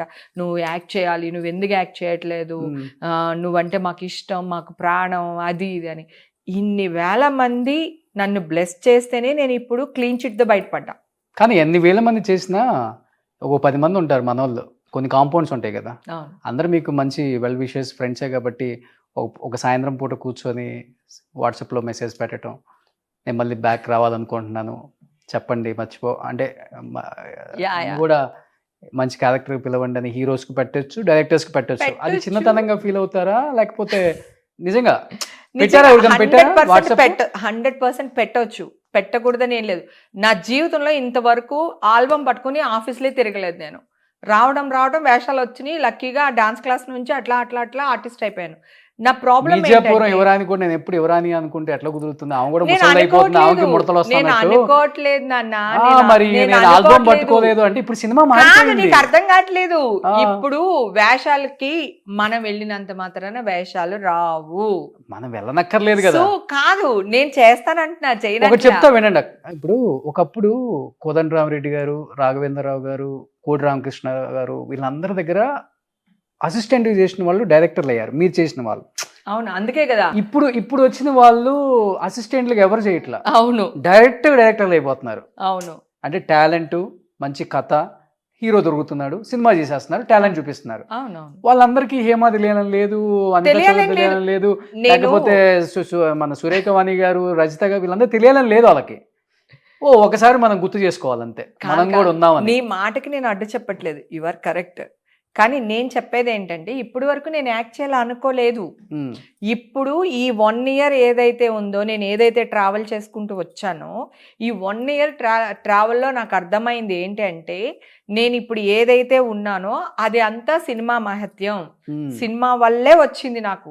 ఆ చామ్ కానీ ఆ ఇది కానీ ఇప్పుడు ఇంతమంది అభిమానిస్తున్నారు, ఇంతమంది గుళ్ళల్లో నా కోసం పూజ చేశారు, నేను బయటపడాలి అని, మా హేమక్క బాగుండాలని నన్ను బ్లెస్ చేసిన వాళ్ళు కానీ, ఇందాక చెప్పాను కదా బాగుండాలమ్మని దిష్టి తీసిన వాళ్ళు కానీ, వీళ్ళందరికీ ఈ అభిమానం ఎక్కడి నుంచి వచ్చింది? రాజుల్లో ఉన్న అమ్మాయి మీద రాలేదు, సినిమా ఇండస్ట్రీలో ఉన్న హేమ మీద కృష్ణవేణి మీద వచ్చింది, రాలేదు, హేమ మీద వచ్చింది. ఓకే, హేమ మీద వచ్చింది. ఆ హేమ ఇప్పుడు వాళ్ళకి సొంతం అవ్వాలనుకుంటున్నాను, వాళ్ళ కోసం యాక్ట్ చేయాలనుకుంటున్నా. ఇది వరకు నా కోసం యాక్ట్ చేయాలనుకున్నాను, రైట్? ఇప్పుడు ఫోన్ చేస్తే ఎత్తుతారా? మీ ఇప్పుడు ఫోన్ నేను ఎప్పుడు ఎత్తుతాను, మీరు కాకపోతే కాదు, చేయను అని చెప్తా. మీరు చేస్తే ఎత్తే వాళ్ళు ఉన్నారా? ఎందుకు ఎత్తరు? రీసెంట్ గా త్రివిక్రమ్ గారితో కూడా మాట్లాడాను నేను. ఏమన్నారు? మొన్న నాగార్జున గారితో మాట్లాడాను. సో ఏమనలేదు. నేనున్నా ఏంటండి మీరు అస్తమానం నెలకొక నెంబర్ మార్చేస్తున్నారు, మీ నెంబర్ పట్టుకోవాలంటే ఎక్కడో పైనుంచి రికమెండేషన్ రావాల్సి వస్తుందని అన్నా. ఉమ్. అంటే నీకు అసలు నెంబర్తో పనే ఉంది, నీకు ఎప్పుడు మాట్లాడాలనిపిస్తే ఇంటికి వచ్చేసే, ఇంట్లోనే మాట్లాడుకోవచ్చు అని అన్నారు. ఇప్పుడు అంతా ఆఫీస్ అంతా ఇంట్లోనే పెట్టేశారంట. నాకు కూడా తెలియదు, నేను చాలా సంవత్సరాలు అయింది త్రివిక్రమ్ గారితో మాట్లాడిన, అసలు మాట్లాడలా. ఎన్ని సినిమాలు మొన్న చేశారు ఆయన recent- మీరు? ఎంతో కొంత నాకు ఒక గాడ్ ఫాదర్ ఇండస్ట్రీలో ఉన్నారు అని చెప్పుకోవాలి అంటే ఆయన ఒక్కరే. సో ఆయనకి నేను ఏదన్నా చేసేటప్పుడు, బిజినెస్ చేసేటప్పుడు నాగార్జున గారితో మాట్లాడతా, నేను ఏదైనా ఒక ఇష్యూలో ఉన్నాడప్పుడు త్రివిక్రమ్ గారితో మాట్లాడతా. సో నాకు ఇష్యూస్ ఏం లేవు. ఈ ఇష్యూ వచ్చినప్పుడే ఇద్దరితోని మాట్లాడాను అనమాట. ఇంటికే రమ్మన్నారు. సో నీకు నెంబర్తో పని ఉంది, ఇంటికి రమ్మన్నారు. సో ఇప్పుడే కదా నేను యాక్ట్ చేయాలని డిసైడ్ అయ్యాను. లాస్ట్ ఇయర్ డిసెంబర్లోనో నవంబర్లోనో డిసైడ్ అయ్యాను యాక్ట్ చేయాలి అని. ఇప్పుడు కొత్త సంవత్సరం వచ్చింది కదా, ఇప్పుడు మధ్యలో మదర్కి ఇలా అయిపోయింది, మళ్ళీ వెళ్దాము మాట్లాడదాము. నేను చెయ్యను, పొగరేం లేదు నాకు, చెయ్యనని కాదు, నేను వెళదాం అనేసరికి మదర్కి ఇలా అయ్యింది. సరే మళ్ళీ కొన్ని రోజులు బ్రేక్ తీసుకున్నాము. ఇప్పుడు ఇక్కడి నుంచి కొత్త సంవత్సరం పండగ వెళ్ళిపోగానే అందరినీ వెళ్ళి కలిసేసి వస్తాను. కానీ మీరు ఒకప్పుడు యాక్ట్ చేసిన హీరోలందరూ ఓన్లీ తెలుగు లేకపోతే సౌత్లో స్టార్స్, ఇప్పుడు పాన్ ఇండియా పాన్ వరల్డ్ అయిపోయారు. ప్రభాస్, రామ్ చరణ్, జూనియర్ ఎన్టీఆర్. అవును, ఇప్పుడు హేమ గారు ప్రభాస్ కాల్ చేస్తే ప్రభాస్ లిఫ్ట్ చేసే స్థాయిలో అంటే జనరల్ గా నా పెద్ద హీరోలతోనే నాకు టచ్ లో ఉన్నాను, కానీ చిన్న హీరోల నెంబర్స్ ఎవరి నా దగ్గర లేవు. కానీ నెంబర్లు ఉంచారా అవే? నేను వెళ్ళాలి అనుకుంటే నాకు ఎన్టీఆర్ని ఒక రోజు బాబు నాకు చూడాలనిపించింది అని చెప్పి వాళ్ళ మేనేజర్ చేత కవర్ పెట్టాను. సరే అమ్మా ఎక్కడున్నావు అన్నారు. ఇట్లా ఇంట్లో ఉన్నాను బాబు అంటే ఇమ్మీడియట్గా ఎన్టీఆర్ మా ఇంటికి వచ్చారు. సనత్ నగర్ సారీ ఇక్కడ మాదాపూర్ పోలీస్ స్టేషన్ ఆపోజిట్లో ఉంది కదా, నువ్వు వచ్చావు చూడు, ఆ ఇంటికి వచ్చారు ఎన్టీఆర్. అమ్మ చెప్పు ఎలా ఉన్నావు ఏంటమ్మా అది ఇది అని మాట్లాడారు. సో నాకు నా హీరోలకి నేను కౌరు పెడితే చాలు, నన్ను చూడడానికి నన్ను రమ్మంటారు, వాళ్ళన్నా వస్తారు. నాకు అసలు అలాంటి డోకలు ఏమీ లేవు. మొన్న కూడా రీసెంట్గా రాఘవేంద్ర గారు ఫోన్ చేశారు, ఏంటి అమ్మాయి ఐస్ బాత్ అంట అదంట, అసలు సాధించావు, నిలబడ్డావు, నీ అంత అమ్మాయిని నేను చూడలేదు, అసలు ఎక్కడ రాజోలు అంటే ఊరాదు, డిపమైన్ అని ఒక హార్మోన్ గురించి మాట్లాడుతున్నావు నువ్వు, ఈ ఐస్ బాత్ లో డోపమైన్ అనే హార్మోన్ ఏదైతే ఉందో దాని గురించి మాట్లాడుతున్నా. నేను దాన్ని నాకు ప్రొనౌన్సియేషన్ ఏదైనా రాలేదనుకో నేను సిగ్గుపడను, ఇమ్మీడియట్ గా నేను ఏం చేస్తాను హ్యాపీ హార్మోన్ అని కూడా అంటారు దాన్ని. సో నాకు ఇది రాకపోతే అది మాట్లాడేస్తాను. అసలు అలా ఎలా మాట్లాడగలుగుతున్నావు నువ్వు, ఇంత ఎలా చేయగలుగుతున్నావు నువ్వు, చాలా ప్రౌడ్ మూమెంట్, నాకు చాలా హ్యాపీగా ఉంది. కంగ్రాచులేషన్ చెప్పారు మొన్న మనకి క్వాష్ అయిపోయిందని. ప్రభాస్ గారు వాళ్ళ కజిన్ మాకు బాగా క్లోజ్ అన్నమాట. నేను ఎప్పుడైనా కావాలనుకుంటే ఇమ్మీడియట్ గా వెళ్ళగలుగుతా. నాకు ఇండస్ట్రీ అబ్బా, నా అమ్మ నాన్న అక్క బావ చెల్లి శత్రువులు మిత్రులు అందరూ ఇక్కడే ఉన్నారు నాకు. సో నాకు ఇక్కడ ఇది నా అడ్డా, నేను ఎప్పుడు ఏది కావాలనుకున్నా జరుగుద్ది. సో తర్వాత వచ్చిన యంగ్ హీరోస్ ఎక్కువ బాబు బాబు అంటారు కదా మీ ఆర్టిస్టులు అందరూ? తర్వాత వచ్చిన వాళ్ళని కాదు, యాక్చువల్ గా నాగార్జున గారిని నేను బాబు అని పిలుస్తా, ఓకే, బాలయ్య బాబుని బాబు అని పిలుస్తా, మహేష్ బాబుని మహేష్ అని పిలుస్తాను, ఒక్కొక్కసారి బాబు అంటాను. కానీ ఎక్కువ మహేష్ మహి అనే పిలవడం అలవాటు, అంటే జనరల్ గా అలాగే పిలుస్తా. ఎక్కువ ఆయనతో ఎక్కువ సినిమాలు ఎక్కువ క్యారెక్టర్స్ చేశాను కదా, అందుకంటే ఎక్కువ రోజులు చేసేదాన్ని. అలాగే నాగశౌర్య వీళ్ళనే నాగశౌర్య అని శౌర్య అని పిలుస్తాను, ప్రభాస్ ని డార్లింగ్ అనే పిలుస్తాను. ఆయన ఎలాగా అందరినీ డార్లింగ్ అని పిలుస్తారు, నేను ప్రభాస్ ని డార్లింగ్ అని పిలుస్తాను. నాగార్జున గారిని వెంకటేష్ గారు అని పిలుస్తాను. బాబు అనేది తక్కువ, ఓన్లీ బాలయ్య బాబు నాగార్జున గారిని బాబు అని పిలుస్తా, ఇద్దరిని పిలుస్తా బాబు అని. బాలయ్య బాబు ఈషా పుట్టినప్పుడు కాల్ చేసి బాబు ఇలా పాప పుట్టింది బాబు అని చెప్పేసి అన్నాను అనమాట. అంటే ఆహా అవునా అది ఇది అన్నారు. తర్వాత 2 days తర్వాత కాల్ సడన్ గా బాబు చెప్పు బాబు అన్నా. అంటే ఇప్పుడు గోకుల్ థియేటర్ దగ్గర అన్నా కదా అప్పుడెప్పుడు ఇల్లు, నేను గోకుల్ థియేటర్ దగ్గర నేను ఇప్పుడు ఎటు రావాలన్నాడు ఆయన. టెన్షన్ వచ్చేసింది నాకు, ఆయనకి ఏదో అని అడ్రస్ చెప్పేసి వెంటనే మా ఆయనకి ఫోన్ చేసి బావా బాలయ్య బాబు వస్తున్నారు మన ఇంటికి, తొందరగా ఎక్కడున్నారు వచ్చేయండి బాబా అర్జెంట్ కానీ, ఏ కూల్ డ్రింక్లు ఏవో తీసుకున్నాను. నేను సడన్ గా ఒక హీరో వస్తున్నారంటే ఏం చేయాలో తెలియదు కదా మనకి. అంటే అప్పుడు పాపం మా జాన్ గారు కొన్ని స్వీట్స్ అవి ఇవి తీసుకుని వస్తే పాపం ఈశాన్ ఎత్తుకుని ఉయ్యాల వేసి అసలు బ్లెస్ చేసి కొన్ని మంత్రాలు చదివేసి బ్లెస్ చేసి వెళ్ళారు. Okay, proud moment. 25 years back 24 అంటే ఈషా గారికి హీరోలు ఇంతే ఉంటారు, ఫ్యామిలీ అసలు ఫ్యామిలీ. ఆయన రావడం దగ్గరలో ఆడిపోయి నేను అంటే ఇప్పుడు చిరంజీవి గారితో కొంచెం ఇది ఉంది, నాగార్జున గారికి కొంచెం అను ఉంది. ఈయన అంటే అసలు అందరికీ భయమే కదా, అప్పుడు నాకు కూడా టెన్షన్ గా ఉండేది.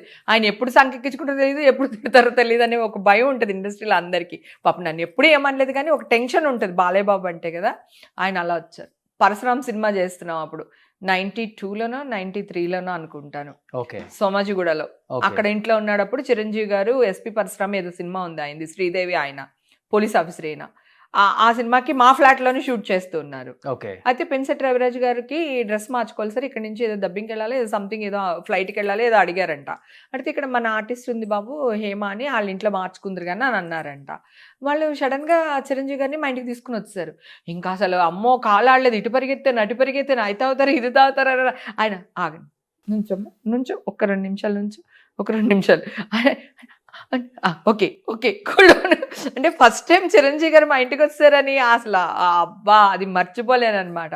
అప్పుడు ఆయన డ్రెస్ మార్చుకుని మా ఇంట్లో కాఫీ తాగి కూల్ డ్రింక్ తెప్పించా, కూల్ డ్రింక్ తాగినన్నారు, మళ్ళీ నేనే కాఫీ పెట్టించా, కాఫీ తాగి వెళ్ళారు. అప్పటికి ఇంకా చిరంజీవి గారితో నేను సినిమాలు చేయలేదు, చిరంజీవి గారిని చూడాలని ఒక కోరిక.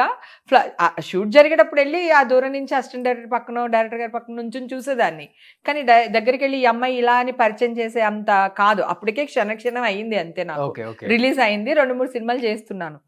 అంత పెద్దగా నన్ను తీసుకెళ్లి పరిచయం చేసే అంత ఆర్టిస్ట్ ని కూడా కాదు చిరంజీవి గారికి. అలాంటిది చిరంజీవి గారు మా ఇంటికి వచ్చేసారంటే అలా టెన్షన్ పడిపోయాను. కానీ ఎన్ని మెమరబుల్ మూమెంట్స్ కదా. చాలా అసలు. తర్వాత స్టేట్ ఆర్ట్ గ్యాలరీలో నాగార్జున గారు షూటింగ్ చేస్తున్నారు. మా ఇల్లు స్టేట్ ఆర్ట్ గ్యాలరీ పక్కనే ఇంకొక ఇల్లు చెప్పాను కదా, ఆ ఇల్లు. ఎన్ని ఇళ్ళు ఉన్నాయి మొత్తం మీకు? 2 ఇళ్ళే. ఇది అదే. అయితే స్టేట్ ఆర్ట్ గ్యాలరీకి వెళ్ళాను నేను. వెళ్ళి బాబు ఇక్కడే మా ఇల్లు, రండి బాబు కనీసం లంచ్ కన్నా రండి బాబు అది ఇది అని అన్నా. అంటే లంచ్కి రాను కానీ ఒక 10 నిమిషాలు వస్తాను, అది ఇవాళ రాను, రేపు కూడా ఇక్కడే ఉంటాను, రేపు వస్తాను అని చెప్పారనమాట. లంచ్ టైంలోనే వస్తాను కానీ లంచ్ వద్దులే అది ఇది అని అన్నారు.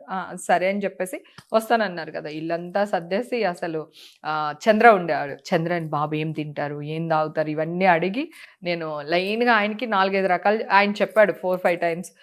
చేపల పులుసు ఇష్టం అన్నారు, తర్వాత ముద్దపప్పు, ఆవకాయ పచ్చడి, నెయ్యి, ఇలా ఏవో రసం, ఇట్లాంటివి అన్నీ చెప్పారనమాట. అన్నీ రెడీ చేసి టేబుల్ నిండా పెట్టేశాను. ఆయన కూర్చోగానే ఎందుకు నీ చేసావు, ఒకటే చేయమన్నాను కదా, అసలు లంచ్కి రానన్నాను కదా, అది ఇది అని చెప్పేసి ఇంకప్పుడే అంతే బాబు పర్లేదు ఇది కొంచెం ఇది కొంచెం ఇది కొంచెం అని చెప్పేసి కొసరు కొట్టు వడ్డించాను ఇంట్లో. అదొక చాలా మెమరబుల్ డే అన్నమాట. బాగా ఇష్టం కదా నాగార్జున గారు అంటే? అసలు ప్రాణం నాకు, అసలు పిచ్చి పిచ్చి నాకు ప్రాణం. ఆయన కూడా అంత మంచి లైఫ్ లో ఏదో మీకు చాలా పెద్ద సహాయం చేశారా, హెల్ప్ చేశారా? నాకెప్పుడు ఎందుకు అంత పిచ్చి ప్రాణం? ఇప్పుడు మీరు బేసికల్ గా చిరంజీవి గారు ఫ్యాను. ఆయన నాగార్జున ఇప్పుడు చిరంజీవి గారు అంటే ఒక బావగారు, ఇంటికి పెద్ద దిక్కు. Okay sir, respect. నాగార్జున గారు అంటే నా ఫ్రెండ్, నా బాయ్ ఫ్రెండ్ లాగా. అంటే ఆయన సినిమాలు ఎలా చూసామో, గీతాంజలి రొమాంటిక్ సినిమా. సో అక్కడి నుంచి మనం అప్పుడు ఏమంటారు 15-16 ఇయర్స్లో అలాంటి ఒక సినిమా. అప్పుడు అసలు లిప్ లాక్ లేవు, రొమాంటిక్ సీన్స్ లేవు సినిమాల్లో, తెలుసు కదా నీకు. నాగార్జున గారు వచ్చిన తర్వాతే కదా ఆ రొమాంటిక్ సీన్స్ ఇవన్నీ అలా చూడడం. మన ఇప్పుడంటే కొడితే ఫోన్లో 100 సీన్స్ వస్తున్నాయి. కాదు, అక్కడ మనకి అసలు పువ్వు మీద ముద్దు పెట్టడాలు ఇవే కదా ఉండేవి. పక్షులు వచ్చి ఇలా ఎగరడాలు ఇవి చూపించేవాళ్ళు ఎప్పుడైనా ఫస్ట్ నైట్ సీన్లు అంటే. అసలు నాగార్జున గారు ఆ సినిమాలు చూసి, ఆయన్ని శివ చూసి అమ్మ ఒయ్యమ్మ అని, ఇంకా తర్వాత మిగతా సినిమాలు అవి చూసి ఇవి చూసి అసలు ఫిదా అయిపోయాను అనమాట. ఆయన అంటే క్రష్.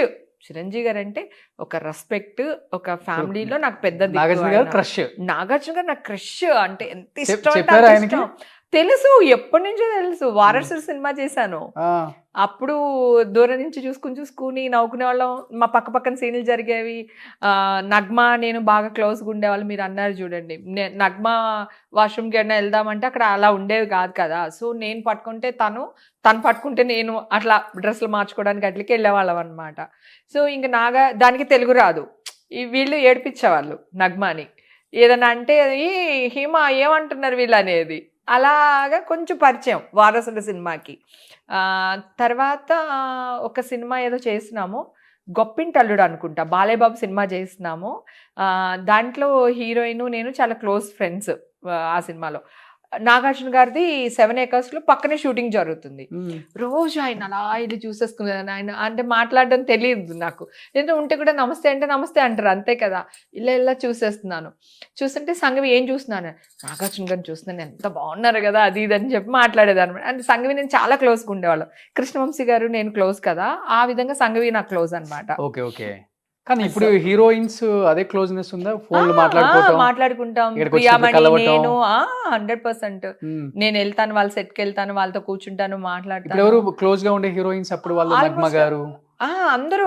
అంటే నగ్మ గారు ఇప్పుడు అక్కడ ఉన్నారు కనుక నాకు తెలీదు. ప్రియామణి అప్పుడప్పుడు కలుస్తుంటాం. సౌందర్య ఇది వరకు పాప మా ఆవిడ నేను బాగా కలిసేవాళ్ళం.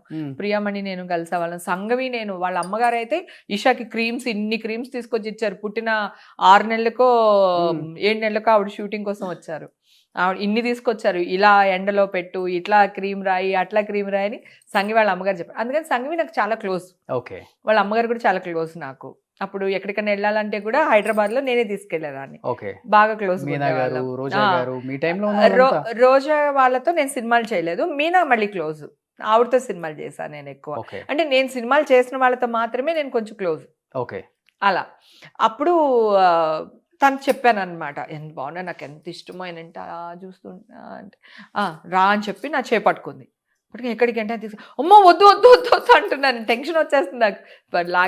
తీసుకెళ్ళి నుంచోపెట్టి, ఈ పిల్లకి నువ్వంటే ఎంత ఇష్టమో తెలుసా, నిన్న అలాగే చూస్తూ కూర్చుంది, ఇవాళ అలాగే చూస్తూ కూర్చుంది, నువ్వంటే చాలా ఇష్టం, చాలా ప్రాణం అది ఇది అన్నారు.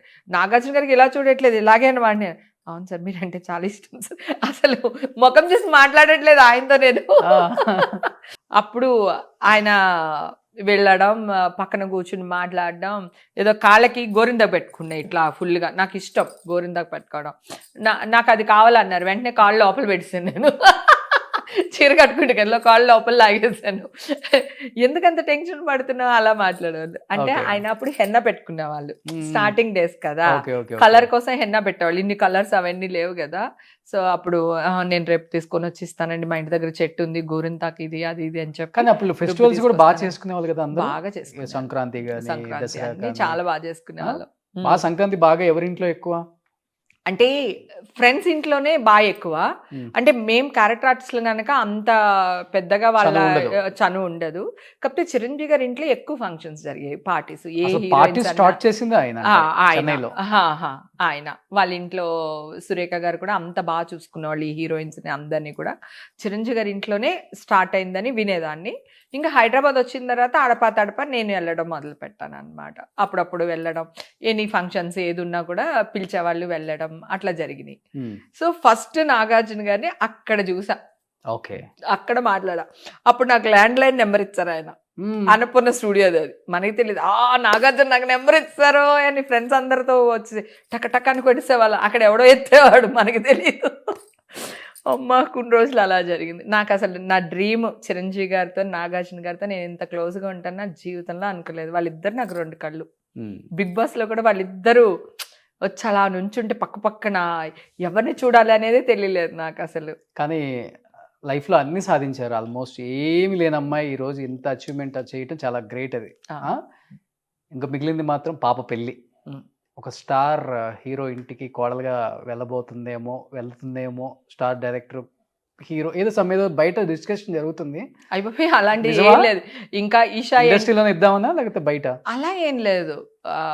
ఇంకా ఏం అనుకోలేదు. 23 అన్న మన కాలంలో 19కి 20కి పెళ్లి చేసుకునేది. ఇప్పుడు ఎక్కడ పెళ్లిళ్ళు జరుగుతున్నాయి.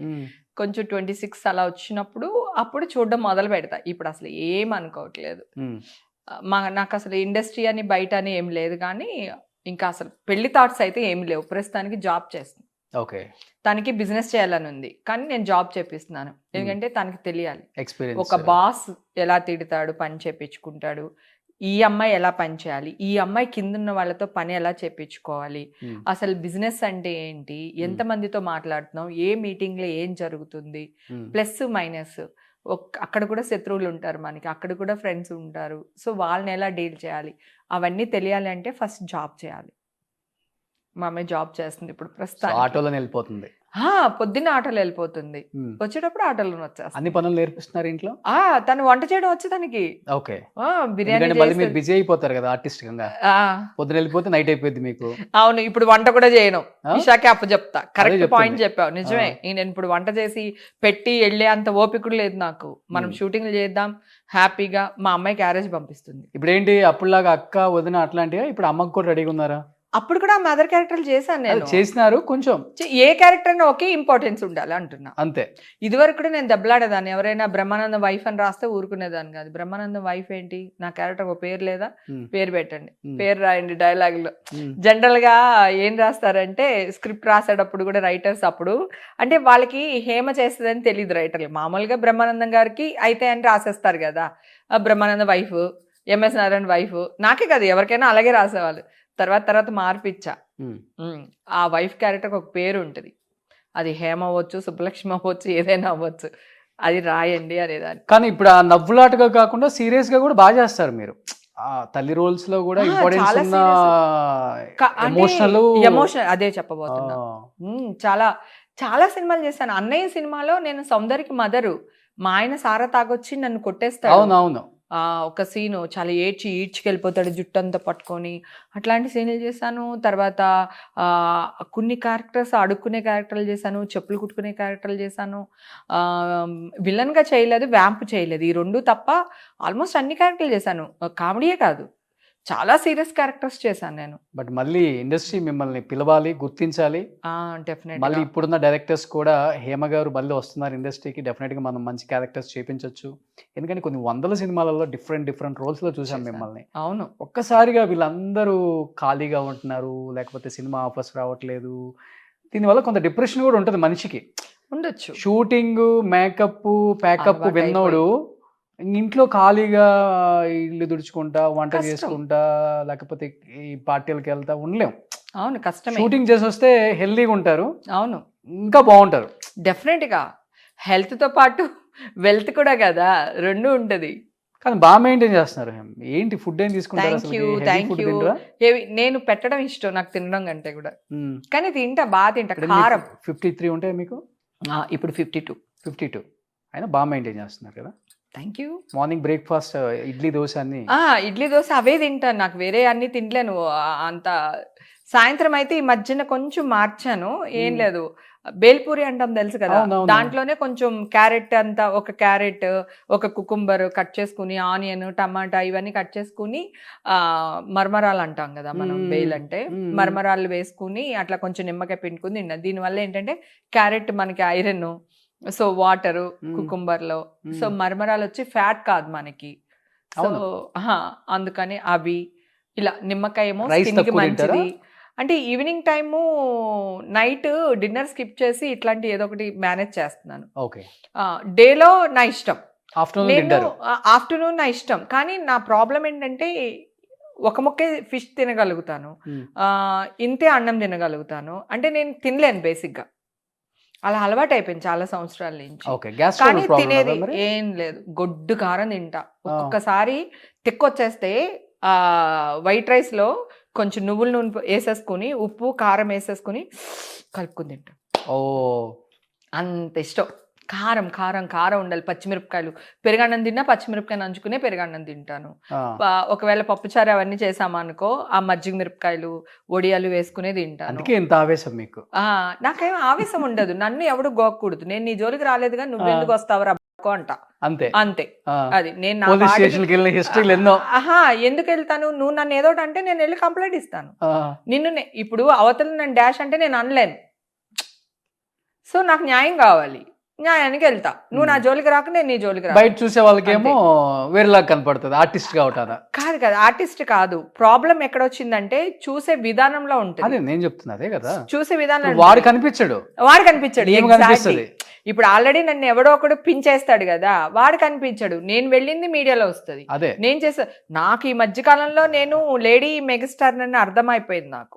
నా మీద కొన్ని వేల ఫ్యామిలీలు బతికేస్తున్నాయి. యూనో, ఒకడు మంచిగా రాసి బతికేస్తున్నాడు, ఒకడు చెడ్డగా రాసి బతికేస్తున్నాడు. బతకడానికి నేను చేశారు లాస్ట్ టైం ఒకసారి, వైరల్ అయింది అది. అవును, దీనికోసమే ఎవడో మీకు రాంగ్ మెసేజ్లు పెడుతున్నాడని చెప్పి మొన్నే ఆ కేసు రీసెంట్ గా క్లోజ్ అయిపోయింది. అది ఉందంట, నాకు కూడా తెలీదు. మొన్న కానిస్టేబుల్ ఫోన్ చేశాడు, మేడం ఇంకా ఏంట్రా ఇన్ని సంవత్సరాలు ఇంకా పెట్టాడు అసలుకి. వాడా ఒక్కడి కారులే, వాడు ఇష్టం వచ్చినట్టు పెట్టాడు. అసలు నాకు ఎలా ఉంటదంటే, బూతులు కాదు, రా నేను పెళ్లి చేసుకుంటాను, లేపుకెళ్ళిపోతాను, ఇట్లా పెట్టేవాడు. అర్ధరాత్రి 1 గంటకి 2 గంటలకి ఏం చేస్తున్నావే, అసలు వే అంటేనే నా వెళ్ళేది. అంటే నన్ను హేమని నన్ను అంటావా, వైఫై లాగా డగడగడగడగడగడని తిరిగేది. కానీ ఫస్ట్ అప్పుడు చాలా మంది ఆడపిల్లలకి ఇలాగే మెసేజ్లు వస్తే ఎవరికి చెప్పేవాళ్ళు కాదు. అప్పుడు నేను బయటకు వచ్చి నేను చెప్పిన తర్వాత చాలా కేసులు బయటకు వచ్చారు, చాలా మందిని మూసేశారు. అప్పుడు కొంతవల్ల మంచి జరిగింది మీ వల్ల 100%. తర్వాత మాఫింగ్ ఫోటోలు గుర్తుందా, ఇప్పుడు ఏఐ చేస్తుంది పాపం, అందరు అమ్మాయిల్ని గిగినీల్లో చూపిస్తున్నారు కదా, ఏఐలో వస్తున్నాయి ఇప్పుడు ఫోటోలు. అవి వేరే వాడు ఎవడో దుబాయ్లోనో అమెరికాలోనో ఉండి మార్ఫింగ్ చేసేవాడు ఫొటోస్. ఇగో మా అసిస్టెంట్ గారు ఉన్నాడు కదా, ఇళ్ళల్లా తిరిగితే ఏదో ఫోటో చూపించాడు, అందరు కలిసి చూస్తున్నాడు. కాదు, నాకెందుకో భగవంతుడి దయ వల్ల ఎవడు ఆ పనులు ఏమీ చేయలేదు. నాకు ఒక బ్యాడ్ న్యూస్ మీడియా వాళ్ళు వేశారు అంటే ఓన్లీ మొన్న జరిగిన ఇష్యూనే. నాకు ఈ రోజు వరకు ఒక్క రిమార్క్ లేదు, ఎవ్వరు నన్ను ఏమనలేదు. నేను మీడియా వాళ్ళని కూడా రిక్వెస్ట్ చేసింది ఏంటి, మీరు ఓకే పోలీసులు చెప్పారు, ఏం జరిగిందో మీరు ఆ న్యూస్ కూడా వేశారు కదా, సిలవలు పలవలుగా వేసేసారు. నేనేమంటాను, ఇప్పుడు కొట్టేశారు కదా, ఈ న్యూస్ కూడా వేయండి అని రిక్వెస్ట్ చేస్తున్నాను అందరినీ. ఎందుకంటే మీడియా నాకు చాలా బలం. ఈ రోజు హేమ మెగాస్టార్ చిరంజీవి అంత గొప్పలాగా చూపిస్తున్నారంటే మీడియానే, లేకపోతే మిగతా వాళ్ళని ఎవరైనా చూపించమని చూపిస్తారా? సో నా మీద ఒక న్యూస్ వేస్తున్నాడు, అంత ఎఫర్ట్ పెడుతున్నాడు అంటే నేనేదో గొప్ప, నేను గొప్పదాన్ని, అందుకనే వాడు న్యూస్ వేసుకుని బతుకుతున్నాడు, రైట్? సో ఇలాగే అనుకుంటున్నాను నేను. ఇప్పుడు ప్రాబ్లం ఏంటంటే నువ్వు నన్ను గోకుతావు నాన్న, గోకినోడి నువ్వు కనపడవు.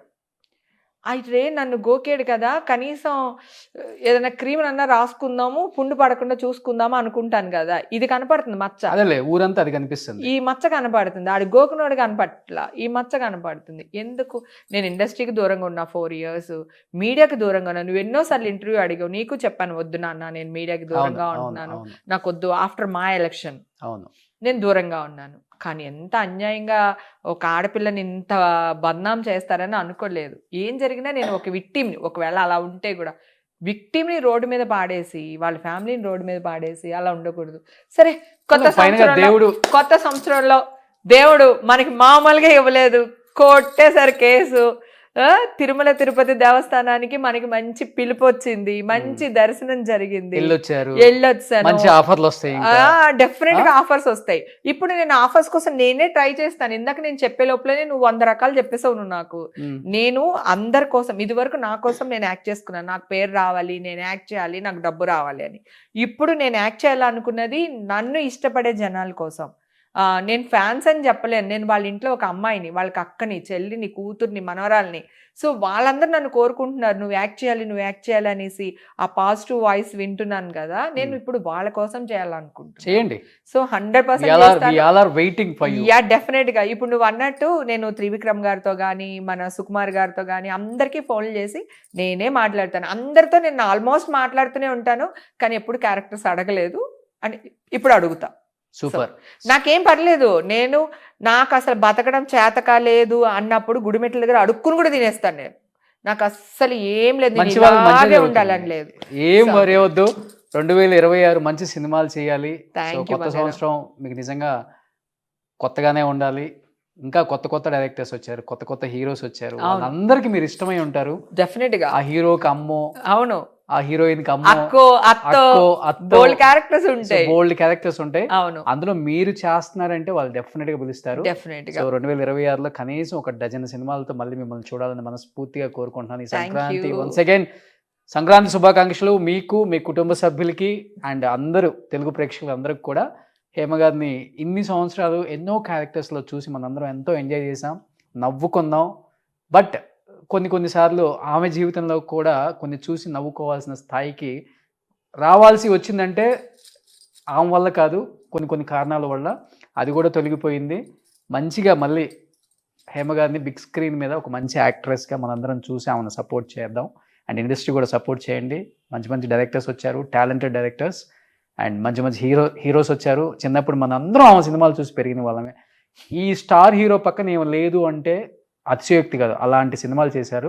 అలాంటి హేమ గారిని ఎంకరేజ్ చేసే బాధ్యత మళ్ళీ మన ఇండస్ట్రీది, మన డైరెక్టర్స్ది, మన హీరోస్ది.